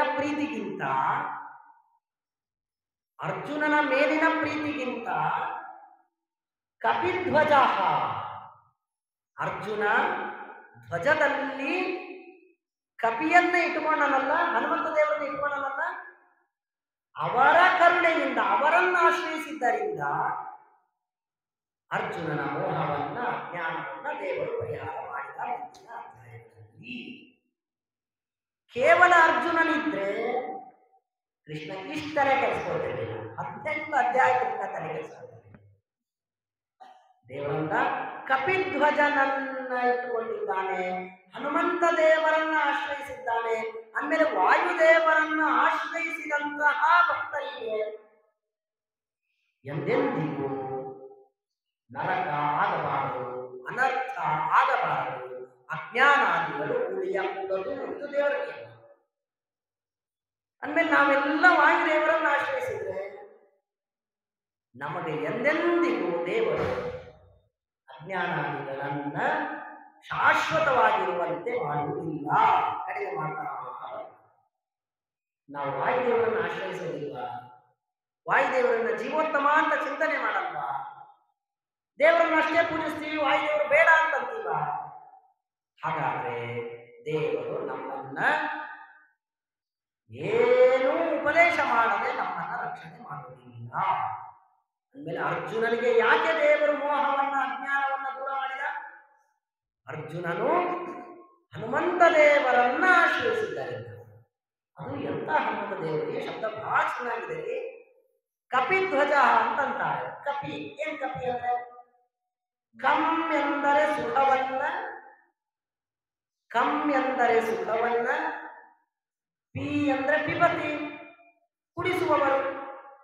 ಅಂದಮೇಲೆ ದೇವರ ಆಜ್ಞೆಯಿಂದ ವಾಯುದೇವರು ನಮಗೆಲ್ಲರಿಗೆ ಮೋಕ್ಷವನ್ನ ಕೊಡ್ತಾರೆ, ಮೋಕ್ಷದ ಸುಖವನ್ನ ಅನುಭವಿಸುವಂತೆ ಮಾಡ್ತಾರೆ. ಅಂದಮೇಲೆ ನಮಗೆಲ್ಲ ಮೋಕ್ಷ ಕೊಡುವರು ದೇವರ ಆಜ್ಞೆಯಿಂದ ವಾಯುದೇವರು. ಅಂದಮೇಲೆ ನಮ್ಮ ಮೋಕ್ಷದ ಸುಖವನ್ನ ನಮಗೆ ಉಳಿಸುವವರು ವಾಯುದೇವರು. ಅಂದಮೇಲೆ ಅಂಥ ಸುಖವನ್ನ ಕೊಡುವ, ಮೋಕ್ಷದ ಸುಖವನ್ನ ಕೊಡುವ ವಾಯುದೇವರನ್ನ ನೀನು ಆಶ್ರಯಿಸಿದರೆ ಮೋಕ್ಷದ ಸುಖ ಬೇಕು ಅಂದ್ರೆ ಅಜ್ಞಾನ ಹೋಗ್ಬೇಕಲ್ಲ, ಮೋಕ್ಷ ಬೇಕು ಅಂದ್ರೆ ಅಹಂಕಾರ ಹೋಗ್ಬೇಕಲ್ಲ, ಮೋಕ್ಷ ಹೋಗ್ಬೇಕು ಅಂದ್ರೆ, ಮೋಕ್ಷ ಸಿಗಬೇಕು ಅಂದ್ರೆ ಮೋಹ ಹೋಗಬೇಕಲ್ಲ. ಅಂದಮೇಲೆ ನಮ್ಮ ತಾತ ಮುತ್ತಾತಂದ್ರು ಎನ್ನುವ ಮೋಹ ಅರ್ಜುನನಿಗಿದೆ. ನಾನಿವರೆಲ್ಲರ ಸಾವಿಗೆ ಕಾರಣನಾಗ್ತೀನಿ ಎನ್ನುವ ಅಜ್ಞಾನವಿದೆ. ಈ ಅಜ್ಞಾನ ಮೋಹಗಳು ಎಲ್ಲಿವರೆಗಿರುತ್ತೋ ಅಲ್ಲಿವರೆಗೆ ಅರ್ಜುನನಿಗೆ, ಇಂದ್ರದೇವರಿಗೆ ಮೋಕ್ಷವಾಗಲಿಕ್ಕೆ ಸಾಧ್ಯ. ಹಾಗಾಗಿ ಈ ಅಜ್ಞಾನ ಮೋಹಗಳು ಹೋಗುವುದಕ್ಕಾಗಿ ಅರ್ಜುನರು, ಇಂದ್ರದೇವರು ಯಾರನ್ನು ಆಶ್ರಯಿಸಬೇಕು? ವಾಯುದೇವರನ್ನು ಆಶ್ರಯಿಸಬೇಕು. ಜಗದ್ಗುರುತ್ವವಾದಿಷ್ಟ ಮಯಾತೆ ಕಮಲೋದ್ಭವ ದೇವರು ಹೇಳಿದ್ದಾನೆ. ಅಂದಮೇಲೆ ಜಗದ್ಗುರುಗಳಾದ ವಾಯುದೇವರನ್ನ ಆಶ್ರಯಿಸಬೇಕು. ಹಾಗಾಗಿ ಜಗದ್ಗುರುಗಳಾದ ವಾಯುದೇವರನ್ನ, ಮೋಕ್ಷದ ಸುಖವನ್ನ ಕೊಡುವ ವಾಯುದೇವರನ್ನ ಅಜ್ಞಾನ ಮೋಹಗಳನ್ನ ದೂರ ಮಾಡಿ ಮೋಕ್ಷದ ಸುಖವನ್ನ ಕೊಡುವ ವಾಯುದೇವರನ್ನ ಕಪಿಯನ್ನ ಧ್ವಜದಲ್ಲಿ ಇಟ್ಟುಕೊಂಡು ಅವರ ಕೆಳಗೆ ಛತ್ರ ಛಾಯಾದೊಳಗೆ ಇದ್ದುದರಿಂದ ದೇವರು ಏನ್ ಮಾಡಿದ? ಅರ್ಜುನನ ಅಜ್ಞಾನವನ್ನ ಮೋಹವನ್ನ ನಾಶ ಮಾಡಿದ. ಆ ಮಾಡುವುದಕ್ಕಾಗಿ 18-17 ಅಧ್ಯಾಯ ಗೀತೆಯಲ್ಲಿ ಹೇಳಿದ. ಇಷ್ಟೆಲ್ಲ ನಮಗೆ ತಿಳಿಸುವುದಕ್ಕಾಗಿ ವೇದವ್ಯಾಸ ದೇವರು ಕಪಿಧ್ವಜ ಪಾಂಡವ ಊಚೆ ವಿಧಮಾಹ ಅಂತಂದ್ರೆ ಹೊರತು ಅರ್ಜುನ ಕೃಷ್ಣ ವಿಧಮಾಹ ಅಂತ ಅಂದಿಲ್ಲ. ಚೆನ್ನಾಗಿದೆಯಲ್ಲ? ಬಹಳ ಚೆನ್ನಾಗಿದೆ. ಅಂದ್ರೆ ನಾವೇನ್ ಮಾಡಬೇಕು? ಏನಾಗಲಿ ವಾಯುದೇವರನ್ನ ಆಶ್ರಯಿಸಬೇಕು. ಅವರು ಬಹಳ ದೂರ ಇದ್ದಾರೆ. ನಮ್ಮ ಗುರುಗಳನ್ನು, ನಮ್ಮ ಎದುರಿಗಿರುವ, ನಮ್ಮ ಜೊತೆಗೆ ಓಡಾಡುವ, ನಮ್ಮ ಉಪದೇಶ ಮಾಡಿದ ನಮ್ಮ ಗುರುಗಳನ್ನ ನಾವು ನಂಬಬೇಕು, ಆಶ್ರಯಿಸಬೇಕು. ಅವರ ಮೂಲಕ ಉತ್ತಮೋತ್ತಮ ಗುರುಗಳ ಮೂಲಕ ವಾಯುದೇವರನ್ನು ಆಶ್ರಯಿಸಬೇಕು. ಆಗ ದೇವರು ನಮ್ಮ ಎಲ್ಲಾ ವಿಧವಾದ ಅಜ್ಞಾನ ಮೋಹಗಳನ್ನ ನಾಶ ಮಾಡಿ, ಹಿಂಗೆ ಉಪದೇಶ ಮಾಡಿ ನಾಶ ಮಾಡಿ ನಮಗೆ ಉತ್ತಮವಾದ ಮೋಕ್ಷವಾಗುವಂತೆ ಮಾಡುತ್ತಾನೆ. ನಾವು ಗುರುಗಳನ್ನು ಬಿಟ್ಬಿಟ್ರೆ ನಮಗೆ ಎಂದೆಂದಿಗೂ ದೇವರ ಉಪದೇಶ ಜ್ಞಾನ ಸಿಗುವುದಿಲ್ಲ. ಅಂದಮೇಲೆ ಅರ್ಜುನರು ಹನುಮಂತ ದೇವರನ್ನ ಗುರುಗಳನ್ನಾಗಿ ಸ್ವೀಕಾರ ಮಾಡಿದ್ದರಿಂದ, ಅವರನ್ನು ಆಶ್ರಯಿಸಿದ್ದರಿಂದ ದೇವರು ಟೈಮ್ ತಗೊಂಡು ಇಷ್ಟೆಲ್ಲ ಉಪದೇಶವನ್ನು ಅರ್ಜುನನಿಗೆ ಮಾಡಿದ. ಆಯ್ತಲ್ಲ? ಮರಿಬಾರ್ದು, ವಾಯುದೇವರನ್ನು ಬಿಡಬಾರ್ದು. ಇಷ್ಟೆಲ್ಲ ಅರ್ಥದಲ್ಲಿ ಮತ್ತೆ ವೇದವ್ಯಾಸರು ಅಂದಿದ್ದಾರೆ, ಅಥವಾ ವ್ಯವಸ್ಥಿತ ಧಾರ್ತ ರಾಷ್ಟ್ರಾನ್ನ ಕಪಿಧ್ವಜ ಪಾಂಡವ ಧನುರ್ದೇವ್ಯ. ಆಗ ಅರ್ಜುನ ಮತ್ತೆ ಕೃಷ್ಣನಿಗೆ ಹೇಳಿದ, ಸ್ವಾಮಿ ಸೇನೆಯವರು ಬೈಯವರು ಬಂದೆ ರಥಂ ಸ್ಥಾಪನೆ ಮೇಚ್ಚುತ್ತ ಎಂಬುದಾಗಿ ಅರ್ಜುನ ಹೇಳ್ತಾನೆ. ಅಲ್ಲಿ ಬಂದ ಎಲ್ಲ ಅಲ್ಲಿ ವಿಷಾದ ಇದೆ, ದುಃಖ ಇದೆ. ದೇವರ ಗುರುಗಳ ಅನುಗ್ರಹದಿಂದ ಅದನ್ನ ನಾವು ನಾಳೆ ದಿವಸ ಕೇಳಿ ನಾಳೆ ಈ 1ನೇ ಅಧ್ಯಾಯದ ಮಂಗಳವನ್ನ ನಾಳೆ ಮಾಡಿದ ಶ್ರೀಕೃಷ್ಣ.